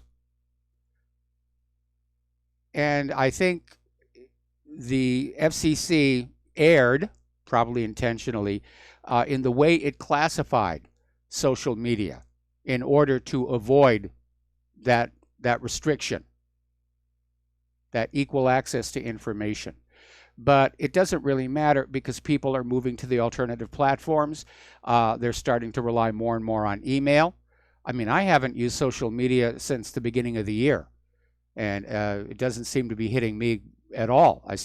My readership is going up. My audience is going up. Now then, if you are an Android user, apparently that has now become the most popular operating system for hackers, cyber criminals, even more so than Windows. And they're just going after it. Now, I've been asking for a long time, why is nobody doing anything? And I got my answer finally, and it's a bit of a shocker.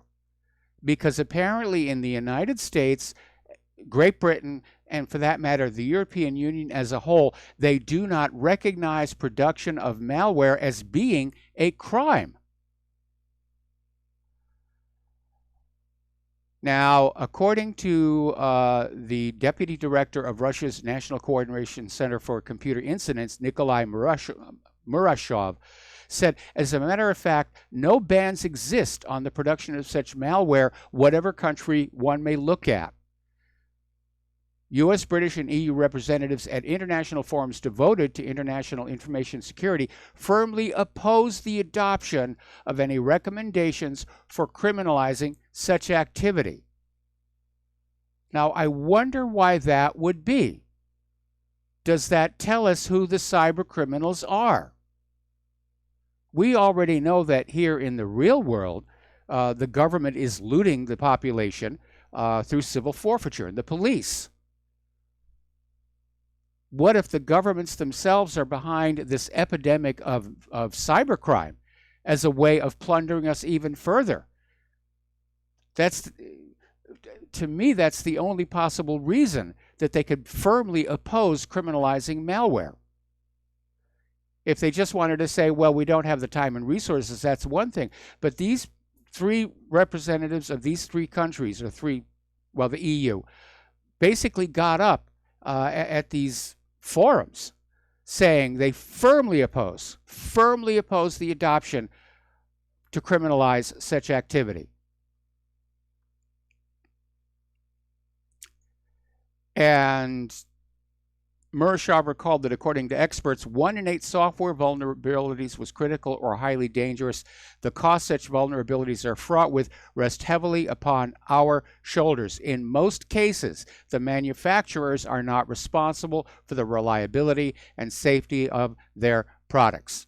Now, it just occurs to me there may be one more reason why the US, Britain, and EU do not want to criminalize malware and cybercrime, because they want people to stop using their portable electronic devices and go back to watching TV. That one's a bit of a reach. I think my first theory is probably the most likely. Anyway. Again, Nikolai Murashov is saying that the technical data available proves that the West's Russia hacking conspiracy theories don't hold water. And he says it's very obvious that Western propagandists are ratcheting up, feeding the public the theory that the Russian Federation is behind the majority of attacks and our country meddles in the political process of other countries, influencing elections. But reliable technical data that can be analyzed by experts never confirms the accusations. We know that's certainly true in the case of the DNC email leak, because the metadata on those files showed it couldn't have been taken off over the internet. It was copied too fast. It was copied onto a flash drive and walked out of the building, probably by Seth Rich.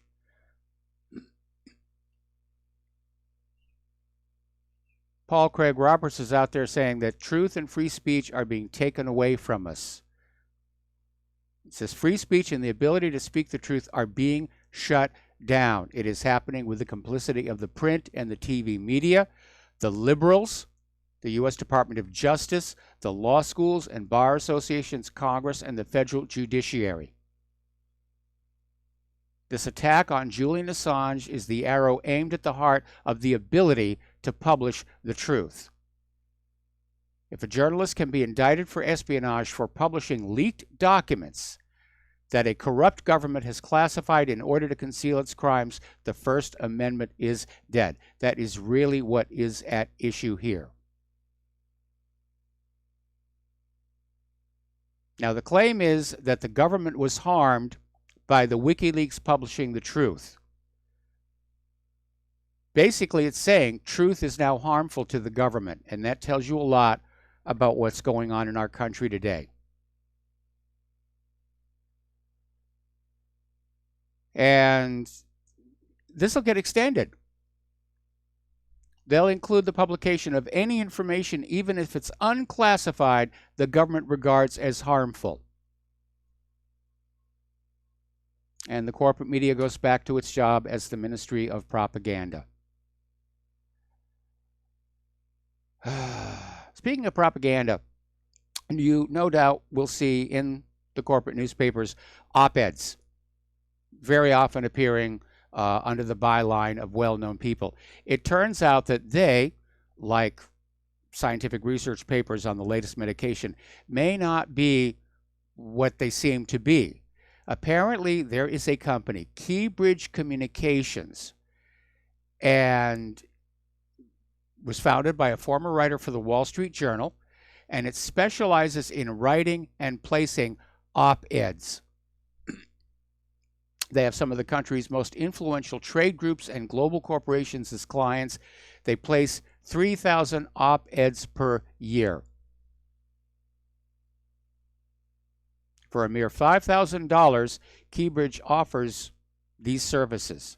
They write a 500 to 800 word op-ed, then they place it in one or more newspapers around the country. That guarantees reaching at least 50,000 readers. It's all bought and paid for. That's pretty sleazy. Pretty sleazy indeed. Okay. All right, so looking at the trade war with China, everyone's talking about steel, aluminum, soybeans, iPhones, crude oil, cheap Chinese gadgets. But apparently a very little regarded area of concern has to do with chips, chip making. And apparently Xi Jinping was visiting a chip plant in the city of Wuhan, and he made this interesting remark. No matter how big a person is, he or she can never be strong without a sound and strong heart, which was his way of saying that China's ability to manufacture chips is a major part of their economy. And he's absolutely right. He's absolutely right. So China has ambitions to be a leader in next generation technology, including artificial intelligence, which rests on whether or not it can design and manufacture cutting-edge chips. And apparently Xi Jinping has pledged at least $150 billion with a B to build up China's chip manufacturing capacity. And according to Financial Times, China's plan has alarmed the United States, and chips or semiconductors have now become the central battlefield in the trade war between the two countries. Now, I've often talked about how we have allowed manufacturing to leave this country, and one of the areas in which we did that definitely was chip manufacturing. Even though the United States invented the integrated circuit chip as part of the Apollo Moon program. But the corporations that acquired that technology from NASA as part of the technological fallout briefly ran chip factories in this country, and there's still a few of them, but most of them simply licensed the chips and the technology to other countries, including China and Japan. And they have surged way, way ahead as a result. When Seymour Cray was designing the last generation of supercomputers for his company, he didn't even go to the American chip makers. He went right to Japan and said, I need you to produce these chips for my machine.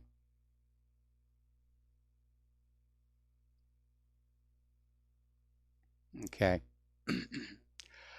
This is just getting silly out here. Okay, LaGuardia High School is doing a production of The Sound of Music, which, as you know, is the story of Austria's von Trapp family that flees Austria during the Third Reich. Well, an article in the New York Daily News is reporting that concerned that Nazi imagery might be upsetting to certain people, the school administrators ordered the production to take out anything with a Nazi symbol. And this LaGuardia High School is a school for music arts and performing arts. And the night before opening night, Principal Lisa Mars demanded that props with Nazi iconography be removed from costumes and set design.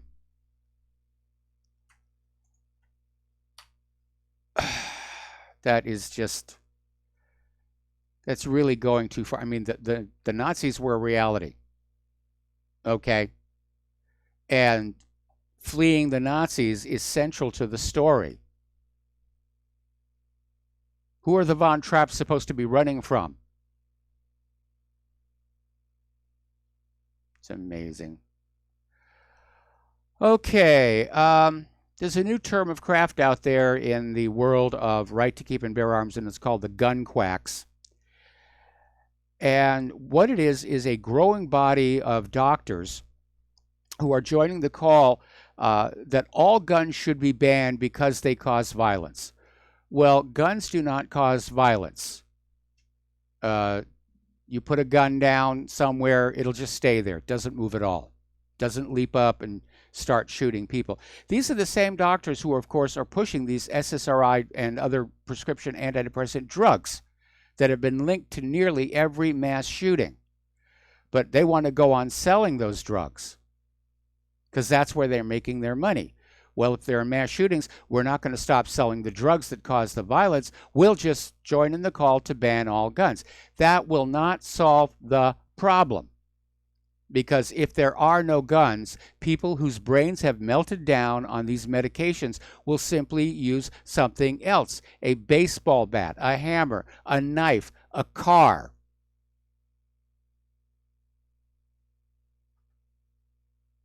They're scapegoating guns and gun owners because they're selling a product that is itself very, very dangerous. Meanwhile, over in Baltimore, they're having to spend $1.4 million to replace the police department guns that apparently have a problem with accidentally misfiring or not firing at all. And so the county has awarded a no-bid contract to replace more than 2,000 FNS-40 pistols used by its police officers with Glocks. Glocks are good. We all know that. Here is my question. Didn't the police department do their due diligence? That sidearm is one of the most important pieces of the police officer's kit. And you need to know it's going to work when you want it to work and not go off when you don't want it to go off. And apparently somebody somewhere went with these very low-cost FNS-40 pistols, and they didn't find out until after the fact that there were a problem with them. That's just silly. Isn't it funny? The people who want to grab the guns know the least about them. All right, we're going to take another break for commercials. We'll be right back.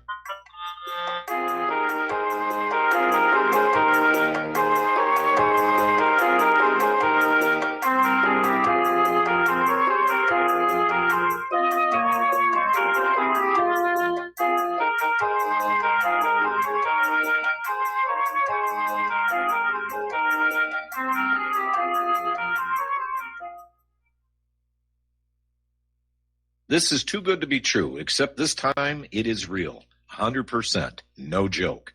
How about a $25,000 membership to Front Sight Firearms Training Facility as a thank you bonus for a one-time donation to RBN of only $400? It is a Commander lifetime membership with no yearly fees or dues.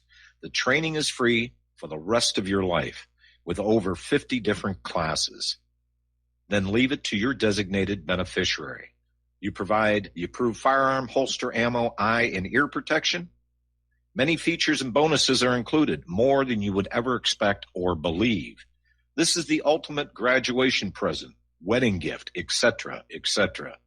See the details. Go to RBN's webpage and frontsight.com to make it happen. You will hear this offer only on this radio network. Help keep RBN alive. Tell 5. The reviews for Extendivite are amazing. Here are some from Amazon. September 2018. Extendivite works in keeping my blood pressure in the normal range. I've been using Extendivite for many years now. May 2018. Great product. I use regularly and I rarely get sick. March 2018. This product has relieved what appeared to be angina pain in my chest and shortness of breath after climbing stairs. I'm quite happy about it. February 2018. My husband, son, and I have been using this product for a few months now, and we have noticed an improvement in our joints and blood pressure. Tell us your story. Get Extendivite today. To order, call 1-877-928-8822. That's 1-877-928-8822, or visit heartdrop.com. Extend your life with Extendovite. Do you or a loved one suffer migraine headaches? Listen to what scientist Kurt Hendricks has to say. 35 million people in the United States suffer with debilitating migraines. If you or a loved one are one of them, you need to know about MigraLief. Hi, I'm Kurt Hendricks, the scientist that formulated and patented the MigraLief migraine formula. MigraLief is a non-prescription dietary supplement recommended by neurologists, pharmacists, and pediatricians to address nutritional deficiencies in both adults and children over 2 with migraines. Try MigraLief for 3 months and see the powerful difference it can make in your life, or get your money back, no questions asked. Go to MIG911.com or call 800-MIG-7354. You can change your life today. So if you suffer from migraines, don't wait. Call 800-MIG-7354. That's 800-MIG-7354, or visit MIG911.com. What this country is coming to, I sure would like to know. If they don't do something by and by, the rich will live and the poor will die. Doggone, I mean the panic is on. Can't get no work, can't draw no pay. And aloha, America. Welcome back to the show here. And there's been a new development in the Huawei case here. Apparently, a former Canadian diplomat, Michael Kovrig, has been detained in China without explanation. Prime Minister Trudeau is basically saying they're on top of this thing. They take it very seriously. And a statement from Global Affairs Canada said that because of Canada's Privacy Act, no other information can be disclosed. Chinese officials have not given an official explanation for Kovrig's arrest, but the suspicion is it's a retaliation for the arrest of the Huawei CFO. Now, on the other side of China here, they've succeeded in launching their space probe to the far side of the moon. And apparently they had a Long March 3B rocket carrying the Chang'e 4 lunar probe, and it's scheduled to land on the moon and begin conducting experiments and survey work by the end of this month. And the various experiments, 6 of which are Chinese, include analyzing minerals and measuring radiation. And of course, they have a relay satellite so that they can communicate with this from here on Earth. Okay, Russia has delivered 3 more of their RD-180 space rocket engines to the United States for the use on the U.S. Atlas launch vehicles. And it's kind of interesting with all of this hostility and tension going on that they're still doing this. But again, the United States has forgotten how to make these rocket engines. I understand over the last year there have been a couple of startups trying to build new rocket engines. They're not doing very well. Probably because the engineers who knew how to build the rocket engines, left the United States when all of that stuff got shut down, and they went to countries where their skills were needed. The way Wernher von Braun came to the United States after the Nazis got shut down. So interesting here. Okay. The Russians recently launched a Soyuz mission to the ISS. It was to replace the one that had a malfunction a month or so ago. And apparently they're using this mission to test a brand new telemetry system called the Astra 06, and it's on board as additional telemetric equipment. And apparently it's the flight test, and it was measuring quickly changing parameters. Basically, it looks like it's simply got a higher bandwidth and more data being collected and sent. And after the tests are over and the performance is confirmed, the new system is expected to be used aboard future spaceships. And, we've got to take a break for station identification. We'll be right back.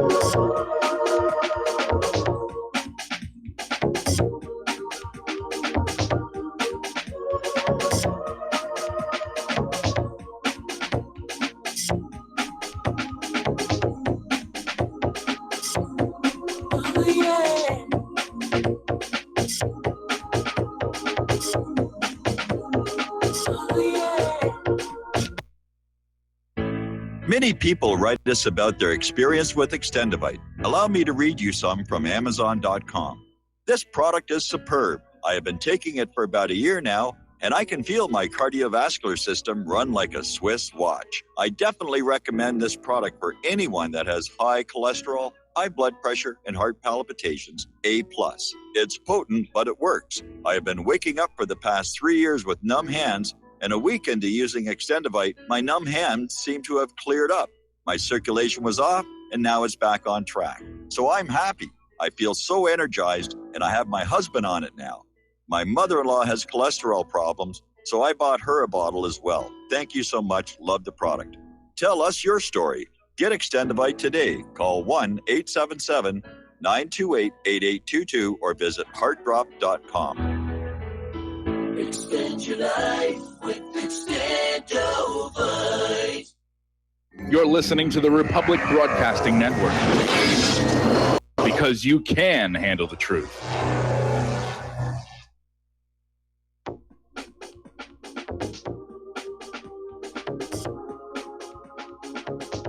What really happened with your host, Mike Rivero.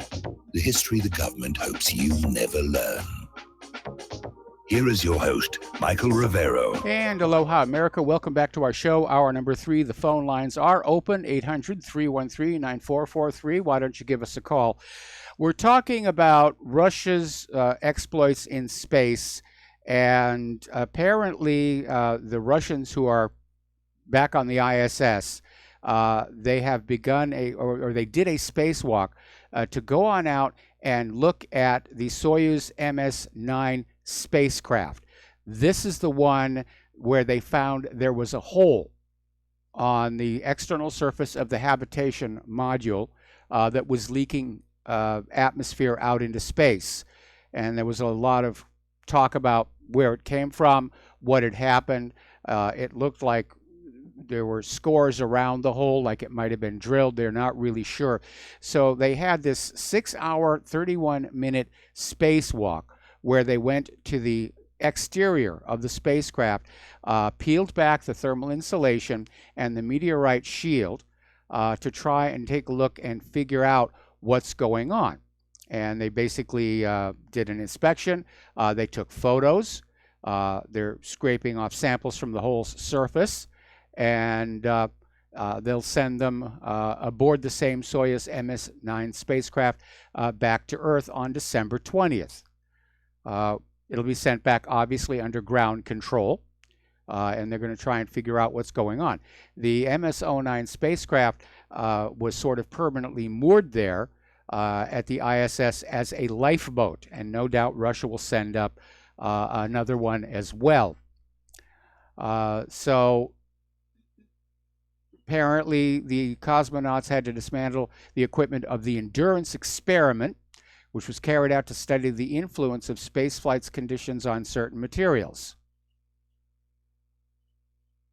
That sort of reminds me of the LDEF, which went up on the space shuttle, and was this giant steel frame with all these little panels in it, and it was launched on the flight just before Challenger, and because of Challenger, they weren't able to go up and retrieve it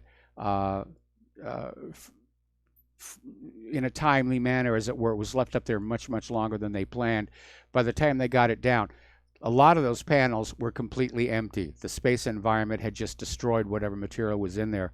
What was really interesting about that experiment is they flew a bunch of tomato and basil seeds on the LDEF, which were then made up into these little kits that were sent to schools, where you had the space seed and you had the equivalent seeds that have been kept on Earth. And you could do a little science fair project of planting them and see if there was a difference. There never was, I should point out here. But it was always, it's a way of getting the kids a sort of a direct connection with the space program here. So, all right. Hollywood director Ryan Murphy, who directed films like Glee, American Horror Story, and Pose, has announced he's launching a multi-million-dollar organization that will target candidates running for office who are anti-LGBTQ. And apparently at a Los Angeles event last week honoring the Trevor Project, which is a suicide hotline for LGBTQ youth, he actually named names of those he's going to target.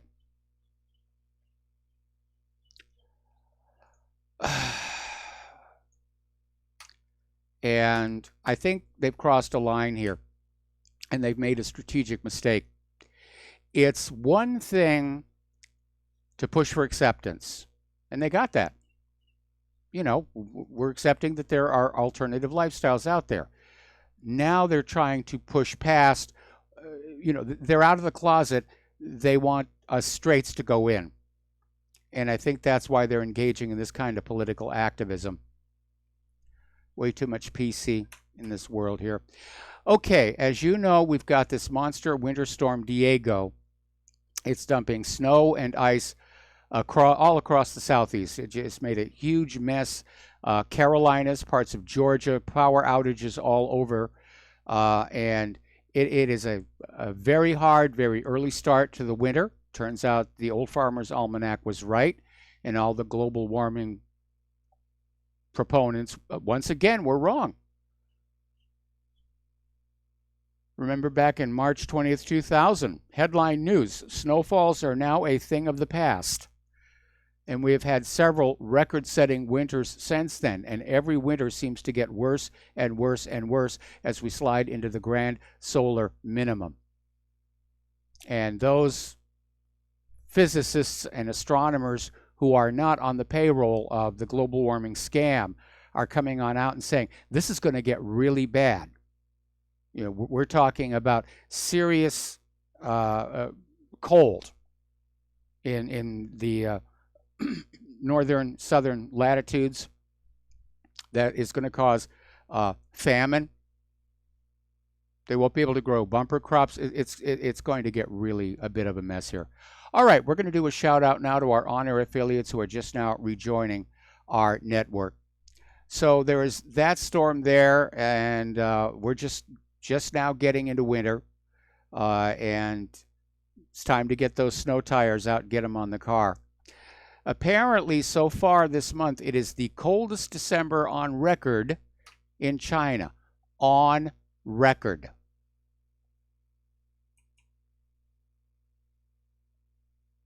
So the data is just out there, and the corporate media is still pushing. Well, they don't even call it global warming anymore because they're starting to look silly, but it's climate change. Now it's climate change. We can stop climate change. I remember what Alexandria Ortiz, can't even remember her name, Ocasio-Cortez, came on out and said, if we end climate change, we'll end racism. And I want to go back to something that people seem to forget. Climate is always changing. It always has. It always will. It was changing long before humans evolved on this world. It'll go on changing long after humans have gone extinct. Because what controls the climate here on Earth is solar radiation and the orientation of Earth's poles and orbit. As the Earth tips back and forth, the dynamics change. As the orbit goes from circular to ellipse and back, you get alternating between the ice ages and the interglacials. And we're in an interglacial right now. But we may be getting out of one. All right, we're going to take a phone call here from Tom in Connecticut. Aloha. Welcome to the show. What's on your mind? You just made a statement about the new research about Sandy Hook. I've called you in the past. I live about 10 miles from Sandy Hook. Yes. And it's my wife's a physician. She knows people who knew people involved in that tragedy. Whether it was this is a hard thing to unwind. They just released something about these documents they found about Adam Lanza researching serial killers, thousands of pages of this obsession. But the point I'm trying to make is, okay, so if you unwind this, what possible resource or who could release information that would be credible enough to undermine something like this, or undermine something like 9/11, or undermine something like the Oklahoma City bombing? A revelation from what source would resonate with the public to say, hey, they've been dicking us around for like a long time. This is unbelievable.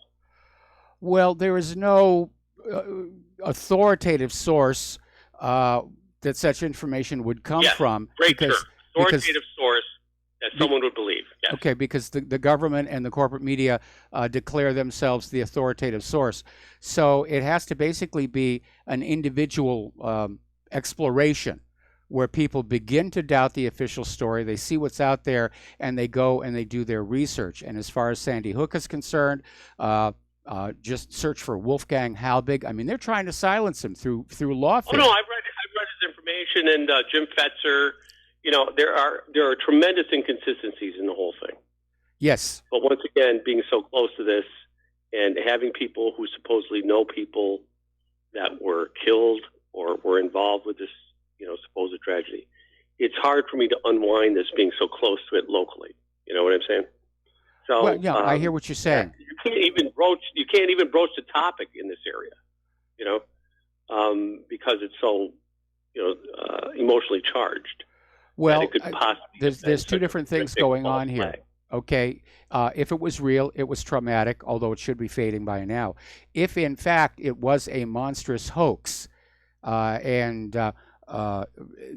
nobody wants to talk about it, because I'm sure the government was very generous with those people. In fact, I understand that most of the so-called parents had their mortgages paid off completely after it was all over. Yes, I've seen that whole idea floated out there too.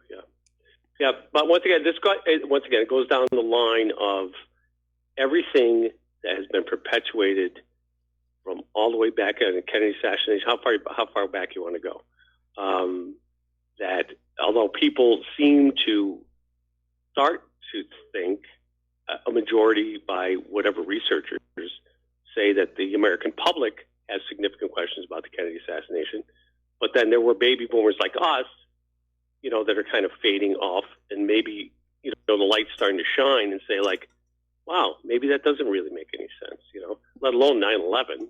Yes. So once again, authoritative sources trying to find this whole new idea that they're going to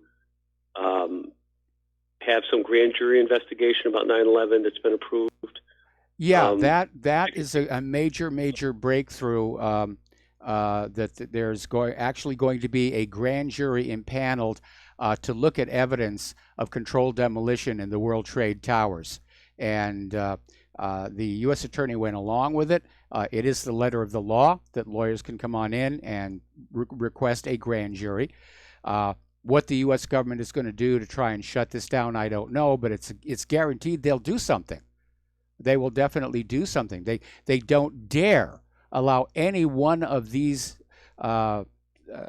secrets to come on out, because the first time the American people say, we were lied to about X, they're going to start looking back at everything they were ever told by the corporate media and the government, and they're going to realize the extent to which we've been lied to throughout our entire lives. And politicians lie. It's been going on since the country started. You remember that story about George Washington and the cherry tree? That's Rome, for Christ's sake, guys. It's just, but Campbell's nose under the tent kind of thing. Yeah, if they did this, what else did they do? Exactly. I mean, if there's not enough ideas about lies of the media, from how we got into 18 years of war, weapons of mass destruction, and bang the drum about friggin' Saddam Hussein, I don't know what, beyond that, easily documented, easily proven. It was a hoax. Yes, and yet, it was a lie. On and on it goes. I mean, do you remember that story about George Washington and the cherry tree? Father, I cannot tell a lie. That was a lie. They made that up for his election campaign. So yeah, they've been lying to the people pretty much all along. And I mean, look at all the whoppers they were telling about George Herbert Walker Bush. And oh my God, that was not. That was revisionist history at its finest. Well, that was just unbelievably.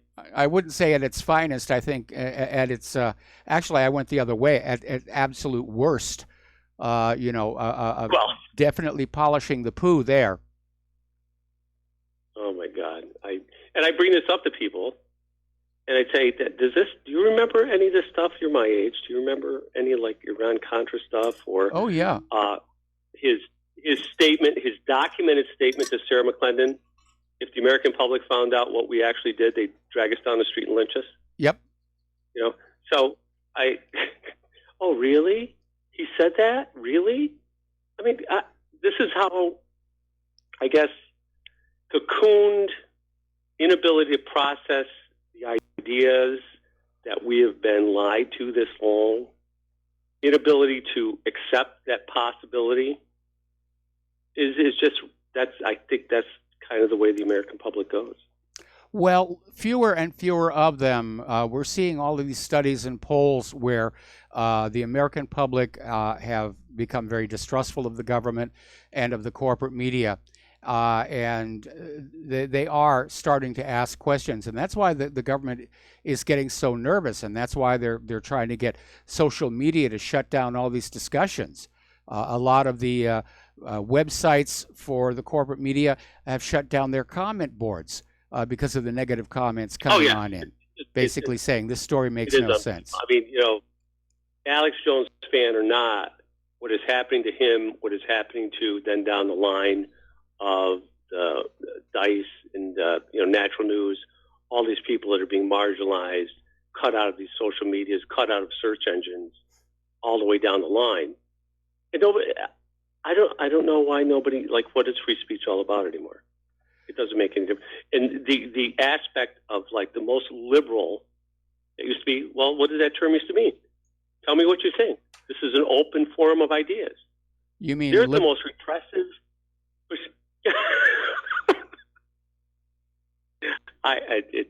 It's mind-boggling at this point. It really is. Yeah, I'll let you go for now. Thank you so much, and take care. All right, thanks an awful lot. Well, you know what they say, the very best slaves are the ones who believe that they're free. That's the situation that we're in right now. Our elections are all but meaningless. We're slaves to the private central bankers. And our schools and TV and movies are saying, we are free, we are free, we are free. No, we're not. Okay, the phone lines are open again, 800-313-9443. We're talking about climate change, human-caused global warming, and we know it's been this gigantic fraud. Back in the 1990s, when they first started this up, the world actually was warming. And so, like any politician, Al Gore said, we're going to take something that happens naturally, we're going to declare it to be a crisis, and then we're going to offer to sell people the solution. And that happens an awful lot. Oh, this is a crisis. We've got to do something. I need funding. Then, of course, in the early 2000s, global temperatures began to decline. And rather than say, okay, the problem is solved, let's go on and find something else to do, the proponents of global warming literally committed fraud. And that was confirmed by the documents and computer codes leaked out of the Hadley Climate Research Unit at the University of East Anglia, which showed a conscious decision to conceal from the public the fact that global temperatures had started downward. Hide the decline. That's where that came from. It was an outright fraud, and they enlisted all their friends in corporate media to push this idea, the world is warming because of human activity.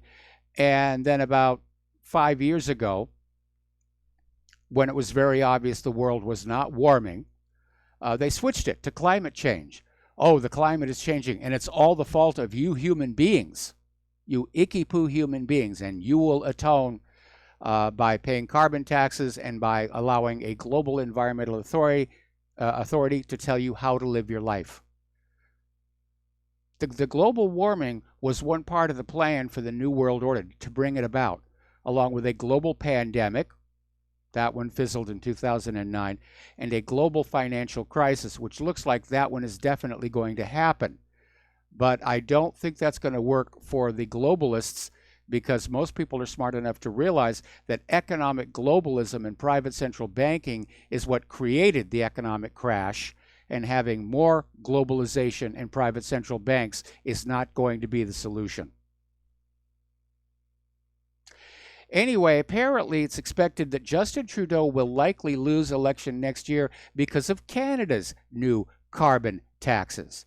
And by the way, in a world that is cooling, it makes absolutely no sense to limit carbon or to tax it. If in fact you believe that atmospheric carbon will warm the atmosphere, then isn't that what you want when you're heading into a mini ice age? Of course, we know that that was never true anyway. Even NASA confirmed that carbon acts as an atmospheric coolant. All right, we're going to take another break for commercials.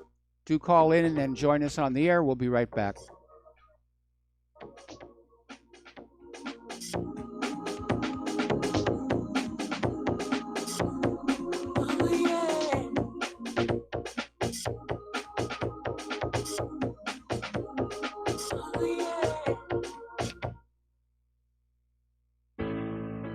Many people write about their experience with Extendivite.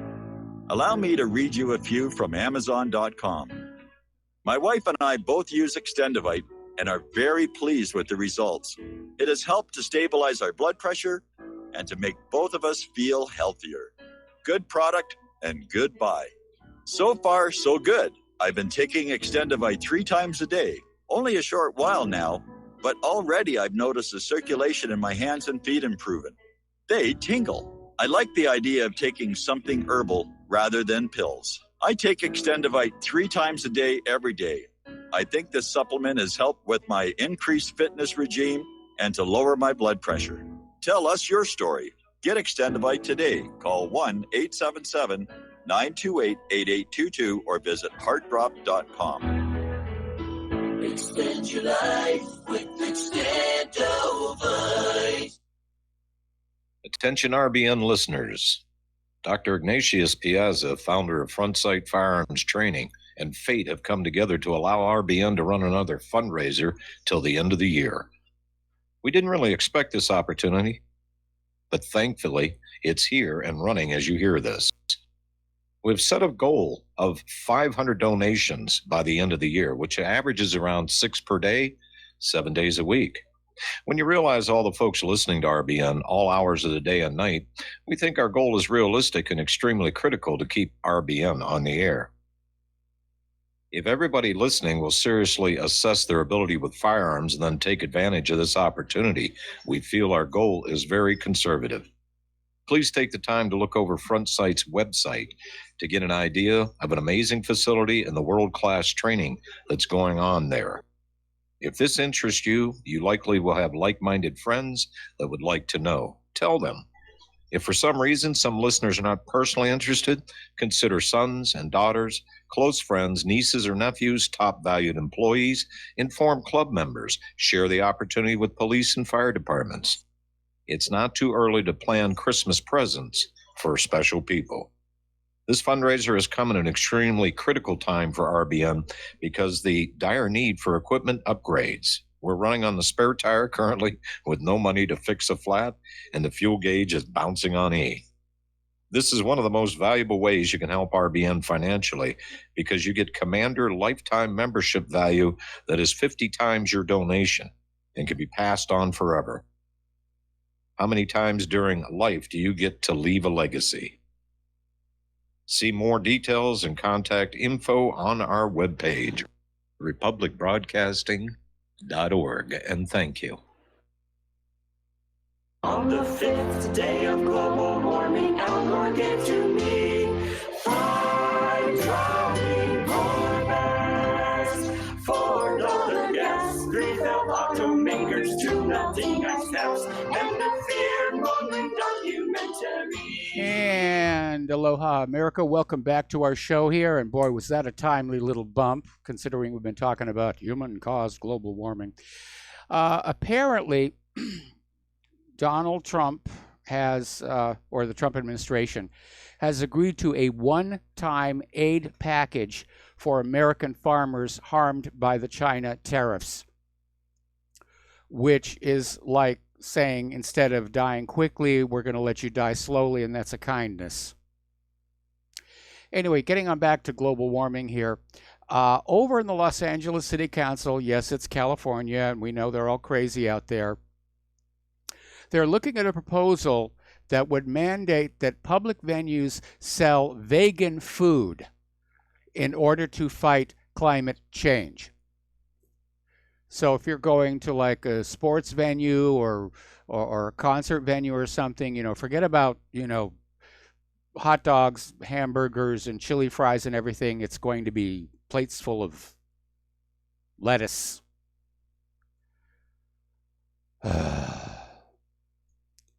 Okay, here we are. Quaker Oats, the breakfast of Anchorage, Alaska, is being sued for glyphosate contamination.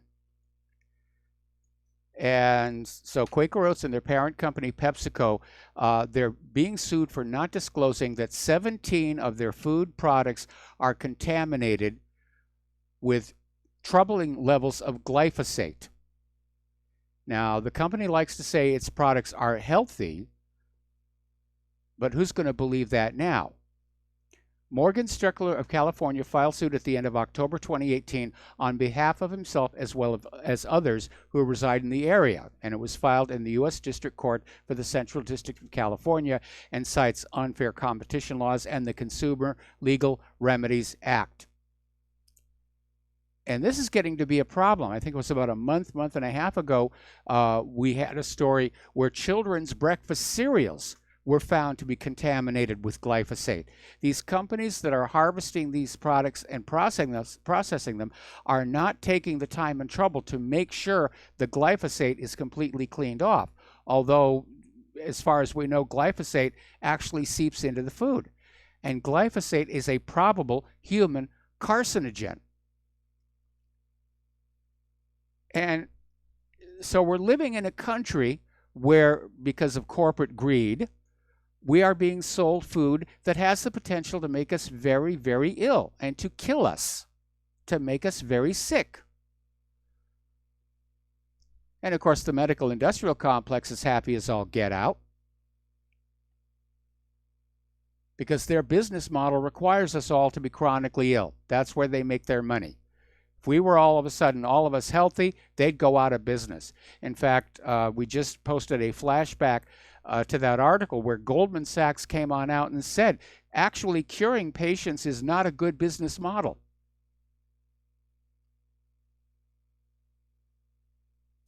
And it's getting harder and harder to find safe and healthy food. Now, I've noticed that Whole Foods is running a major ad campaign for the holiday season, and but again, they built their reputation on organic, natural, safe food. Then they got acquired, and despite the presentation of still being healthy and everything, it's the same kind of fare you get at any other supermarket.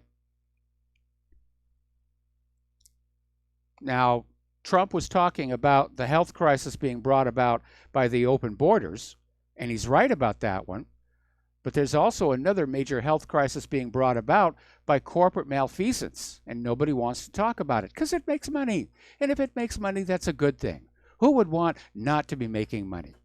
I'd like to make money, but there are certain things I'm not going to do it, which is probably why I'm going to die broke.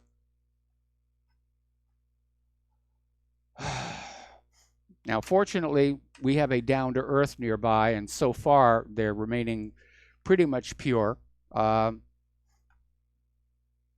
They're following the GMO project. They've got all the stickers and stuff so we can avoid that stuff. But this problem with glyphosate, our farms have been saturated with this stuff. And if they cannot get it out of the food that's processed from those crops, then the entire nation, the entire population is being exposed to a carcinogen. And that is a very, very sorry situation. Okay, apparently, this has come on out. Newly released court documents are showing Monsanto has been accused of hiring third parties to literally hire an army of internet trolls to post positive comments on websites and social media about Monsanto, its chemicals, and GMO, and to downplay the potential safety risks surrounding glyphosate. Now, the documents are from the ongoing Monsanto Roundup litigation in Northern California before U.S. District Court Judge Vince Cabrera. So, we're not going to bother having a healthy, safe product. We're just going to propagandize you. Okay, we got callers on the line when we come back from these words from our sponsors.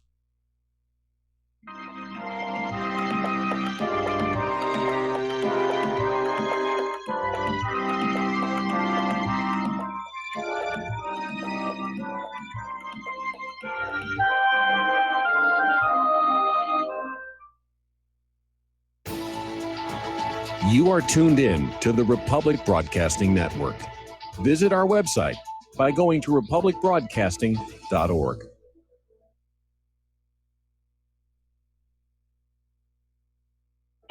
Okay, nurse, let's get this man to the ER stat. Right away, doctor. We see this every day. Heart attack or angina pain due to blocked and clogged arteries. Chelation can remove obstructions or blockages from arteries and help avoid painful and expensive surgery. Now there's Angioprim. It's a liquid oral chelation product that you take with juice. You start to feel the results fast. Angioprim increases blood flow all over the body, and that means more energy and strength to take on the day with less aches and pains. 60 years of research has gone into chelation, and Angioprim is the result. A safe and easy way to unblock your veins and arteries from buildup that slow circulation. Paging Dr. Jones. Please report to the emergency room right away. Log on now for a special radio offer from Angioprim. That's angioprim.com/radio. ANGIOPRIM. Angioprim.com/radio or call 877-882-7221. That's 877-882-7221. Corporate media dominates the American opinion. Finding independent voices that counter this avalanche is becoming increasingly difficult. With the endless corruption running rampant throughout our government, independent voices are needed more than ever to battle the offensive against our freedoms and liberties. As a listener of RBN, no one understands this concept better than you.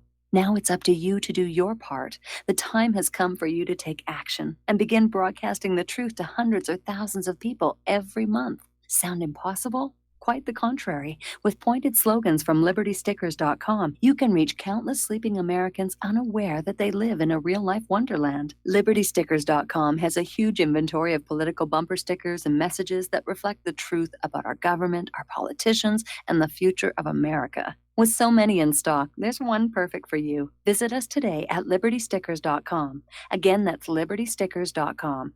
Do your part. Your voice is important. Let it be heard.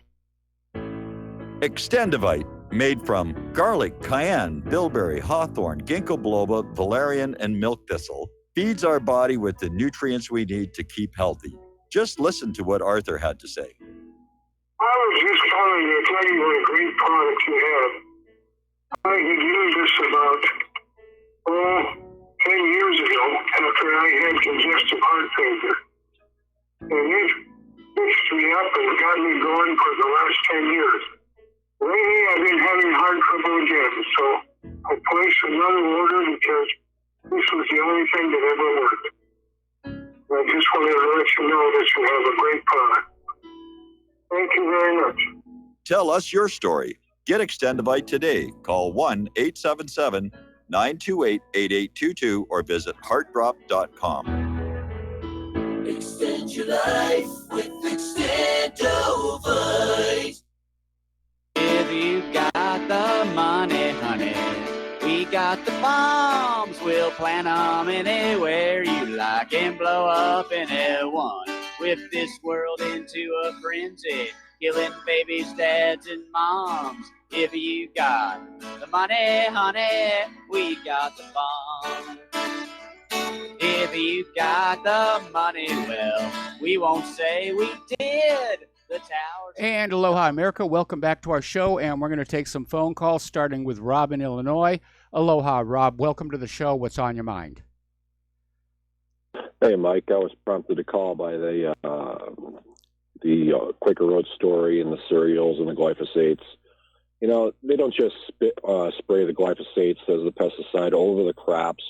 My understanding, and I heard this, just what I heard, okay, people talking about it, is that when they harvest it and they put it in the silos, it doesn't just immediately go into the manufacturers or whatnot. It sits in those silos. So while it's sitting in there, for the grains not to dry out, they will dose it again with glyphosate upwards of 2, 3, 4 times, however long it takes to keep it from drying out. And not only is it poisoning it, obviously, and doing that, but no rats or anything will eat it. So, well, that's what I got there. Glyphosate is actually a preservative, and they'll actually spray it on the produce at the supermarket. And most supermarkets now have an organic produce area, and you need to talk to the manager of that department and ask them if that's being sprayed with the glyphosate as well. But it is a preservative, and it keeps the fruits and vegetables looking fresh longer as they go through the supply chain. And it's sort of making up for the fact that in this age of corporate farming, the distance between where it's grown and where it's consumed gets longer and longer. Right. When you take all that produce home, you got to soak it. You got to wash it really good. I heard apple vinegar is really good. Yes. For like some of your fruits with some of the harder skins, you soak it overnight in this apple vinegar, before you consume it, because again, what you just said, and it travels through who knows where, and it could be from place to place, from storage to storage, and how many people are handling that fruit on top of the fact of whatever they spray on it. Yeah. So. Well, we know that the FDA has been turning a blind eye to the abuses of big pharma, and there's no reason to expect that the USDA is not doing exactly the same thing for big ag. No, they're all in on it. CDC, all of them, they're all in on it. It's about making money, and a lot of these are privatized. They're not even really being regulated by the government anymore. What we think is being regulated by the government, and I'm sure you've spoken about this at length many times. Okay, that's all I got for you. I appreciate it. Thank you. All right, well, thanks an awful lot. We're going to let you go. And again, going back to that lawsuit that Robert F. Kennedy Jr. just won, in which it turned out that the government agency that was supposed to be keeping watch on vaccine safety hasn't been doing the tests for 30 years. I mean, that's pretty bad. All right, back to the phones. Joe in Oklahoma. Aloha. Welcome to the show. What's on your mind? Good evening, Michael. I must take exception to the last caller on one point that he made. I've been involved in agriculture all my life. I'm turned 70 years tomorrow. Happy birthday. 45. Thank you, sir. 45 years, and I am quite familiar with much of the uses of glyphosate and other ag chemicals. And, I'm not going to debate the issue on its absorption into the plants and its uses over the top of the crop. But I think from my observations here in the central United States, that is a bogus charge that these produce and the grains are sprayed prior to binning to keep them from drying out, because you cannot put grains in a grain bin and with them having a very significant amount of moisture, let's say 10 to 11% moisture, without them molding and Yes. spoiling. Yes. So I think that is just off the wall. But well, then there's another reason to point think that, and that's because if they're in a silo, you can only spray the top layer. Exactly. So, somebody's trying to spread misinformation here, and, we want the truth. That's what we're all in search of. But what I really called you about, the food safety issue, is the country of origin labeling on our meats. I don't think most people are aware that our major packers are foreign-owned anymore. We did have country of origin labeling mandated by Congress. It was in effect for 2 years, to where when you looked at a package of hamburger, you know where it was produced from, not packaged from, but produced from. And what's happened, the big beef packers have got the rules changed to where if it can be processed in any country in the world, but as long as it's packaged in the United States, it can say product of the United States. And people need to call their congressman and even President Trump on this. You know, if you want to buy Brazilian beef, so be it. If you want to buy Taiwanese beef, so be it. But if you want to buy American beef, you should know that it was conceived, bred, and grown and fed and slaughtered and packaged in the United States of America. We have the safest beef supply. We had the safest beef supply, but look at the beef recalls we've had with JPS at the helm. Yes. And I thank you, sir. All right. Well, thank you very much for that. Thank you for your time. And it's a health issue. There's no question about it. And we all know that Americans' health overall has been in decline. The more they adulterate the food, the more vaccines they give us, the worse our health is. And it's very obvious there is a pattern. People in other nations are much, much healthier overall than the American people. And that's not even getting into the issues of the obesity crisis, which is itself caused, at least in part, by chemicals that are added to the food, like monosodium glutamate and aspartame and unmetabolized hormones. So, but again, if they can put chemicals in the food that make you eat more, then you will buy more. They will make more money. That's really what's driving it here. Okay, we have, let's see, Chris in Clearwater, Florida. Aloha. Welcome to the show. What's on your mind? Well, the caller, a couple calls back, said that soaking your food in organic raw apple cider vinegar, I believe, that's what he meant, can be helpful. And the reason that's also helpful to consume is that it has a type of acetobacter bacteria that can biodegrade glyphosate. There's a 2010 research study out of Nigeria that found that, and it's entitled Biodegradation of Glyphosate Herbicide in Vitro Using Bacterial Isolates from 4 Rice Fields, and from the African Journal of Biotechnology, where it was published. And some of the other foods, other than the raw organic apple cider vinegar that have this acetobacter, are kombucha, sauerkraut, kimchi, and some cheeses, and possible yogurt, according to MIT researcher Stephanie Seneff, who's done a lot of very pioneering work on glyphosate and implicating it with autism. So there are ways that we can degrade glyphosate in our systems. Chris, are you still there? I am sorry, I had a call coming in. What part did you miss? No, I got it all. It's just I thought we got disconnected here.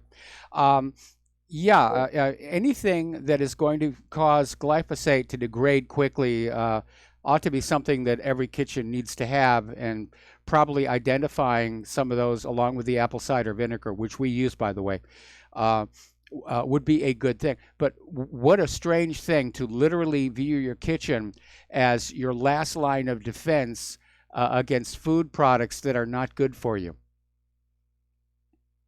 Oh, I know. We have to do what we can to detoxify, since glyphosate is toxic in parts per billion, parts per trillion they found. And another possible way, I'm not sure, but one thing I like to do is soak my food in freshly ionized alkaline water that will electrostatically adsorb or draw out through the van der Waals forces. It's, if you want to look that up, it's 3 words called VANDERWAALS.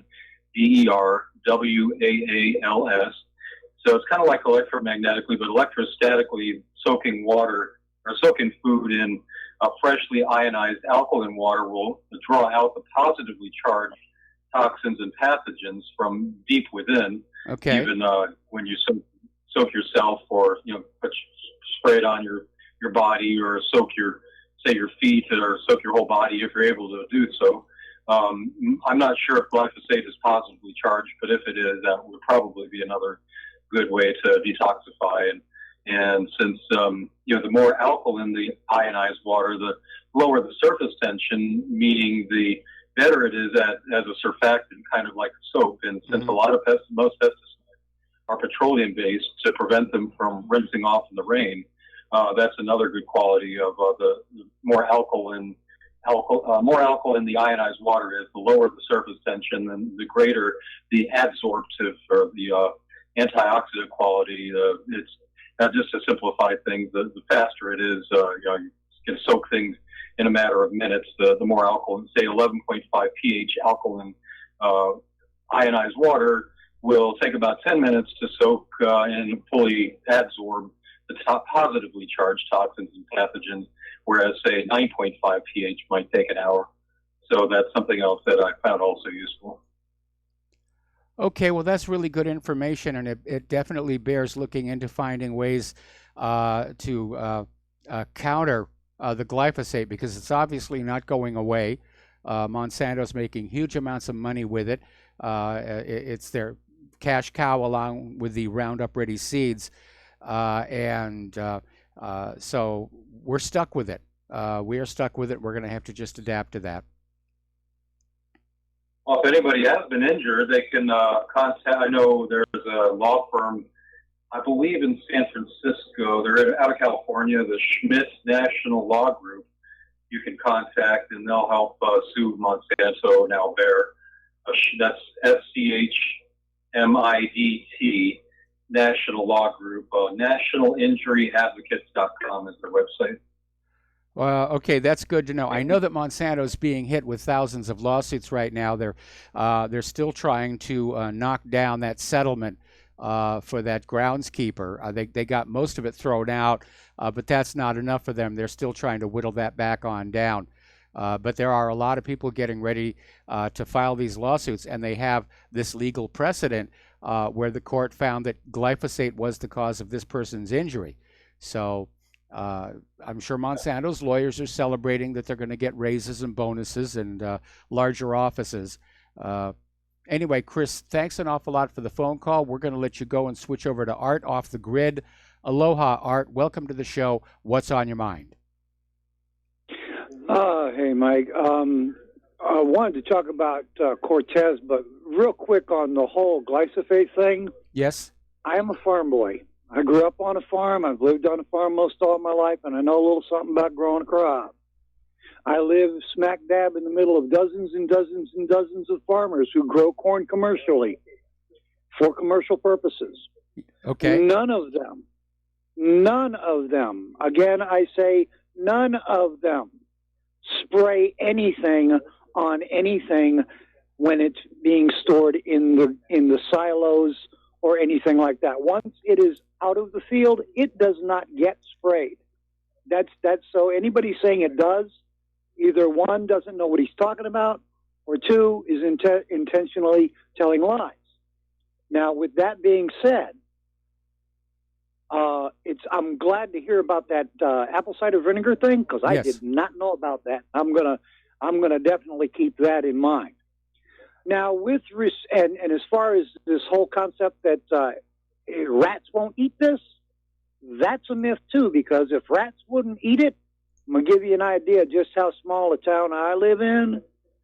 On the weekends, the teenage boys get together and hang out over at the silos, and they have what they call rat parties, where they shoot rats with BB guns. Okay. Now tell me the rats won't eat this? Yes, the rats will eat it, so that's another lie. Yeah, that Anyway, caller was trying to, maybe that's one of those hired trolls from Monsanto. You have to kind of wonder. Now, with respect to the Alexandria occasionally has a cortex in her mind of some sort, I'm trying to figure out, I went and I watched the video of her talking about this, and I'm trying to figure out just exactly how converting to renewable energy, and I'm assuming she's talking about solar and wind and such as this, how this is going to eliminate racism, because I'm here to tell you, folks, I really hate to be the bearer of bad news. I hate to rain on your parade, punch a hole in your balloon, or whatever, pull the plug on your leaky sink. You are never, I don't care who you are, where you go, what you do, or how you say it, you are never, ever, ever, ever, ever going to eliminate racism or biasness of any form. It is not possible. So long as man walks this earth, we will have prejudice and bias in one form or another. And you are not going to get rid of racism. You're not going to get rid of homophobics. You're not going to get rid of Islamophobics. You're just not going to do it. It isn't possible. Let's stop fighting fights that we cannot win. Well, you need to remember that a lot of politicians will deliberately fan up racism or homophobia or sexism for political gain. There's no question about that as well. History has shown, for the most part, ordinary people tend to get along, but they're roused up into this idea of our group has to hate the other group by their rulers.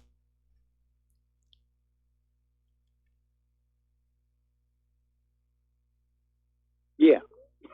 I'm sorry. Mike, this just irritates me to no end that we are still, after all of these years, having these same ridiculous, lame conversations where there is no resolution. I think it's time that we direct our focus toward what we can do something about, such as illegal immigration. Okay, well, Art. Homelessness. Okay, politicians do not want an end to racism and sexism any more than the medical industrial complex wants an end to disease, and for pretty much the same reasons. Art, we got to let you go. We got to take a break for commercials. Back with the last segment of our program after these few words. We're going to try and fit in these last couple of phone calls.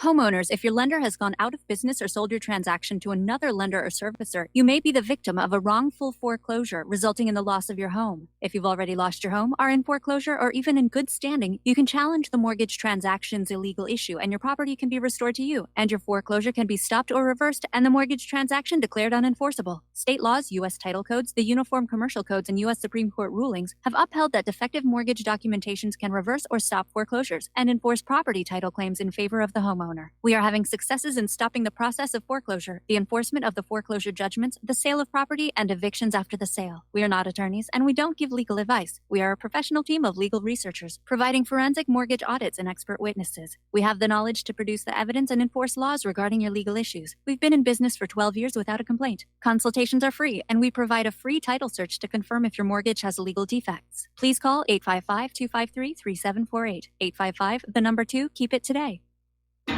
Without the right accessories, any guy can be off the mark. Whether you've invested thousands in your arsenal or you own a single trusted firearm, a visit to AROutfitting.com is in order. It's one of the finest online selections of tactical optics and AR parts and add-ons, like EOTech, quick target acquisition with no peripheral loss. Browse the full range of Nikon scopes and binoculars. AROutfitting.com can illuminate your world with Streamlight gun-mounted lights from keychain to large handhelds up to 1,100 lumens. Find some stability with Battenfield Tactical Bipods. AirOutfitting.com has CMMG gun parts, barrels, assemblies, handguards, part kits, and more, plus mag-full clips and magazines. I know I've got you excited, so take a breath. Head to AirOutfitting.com. The site's super easy to navigate and features a ton of technical info, including links to manuals. We also welcome vendor and manufacturer inquiries. Remember, if you don't see it, we can get it at AirOutfitting.com.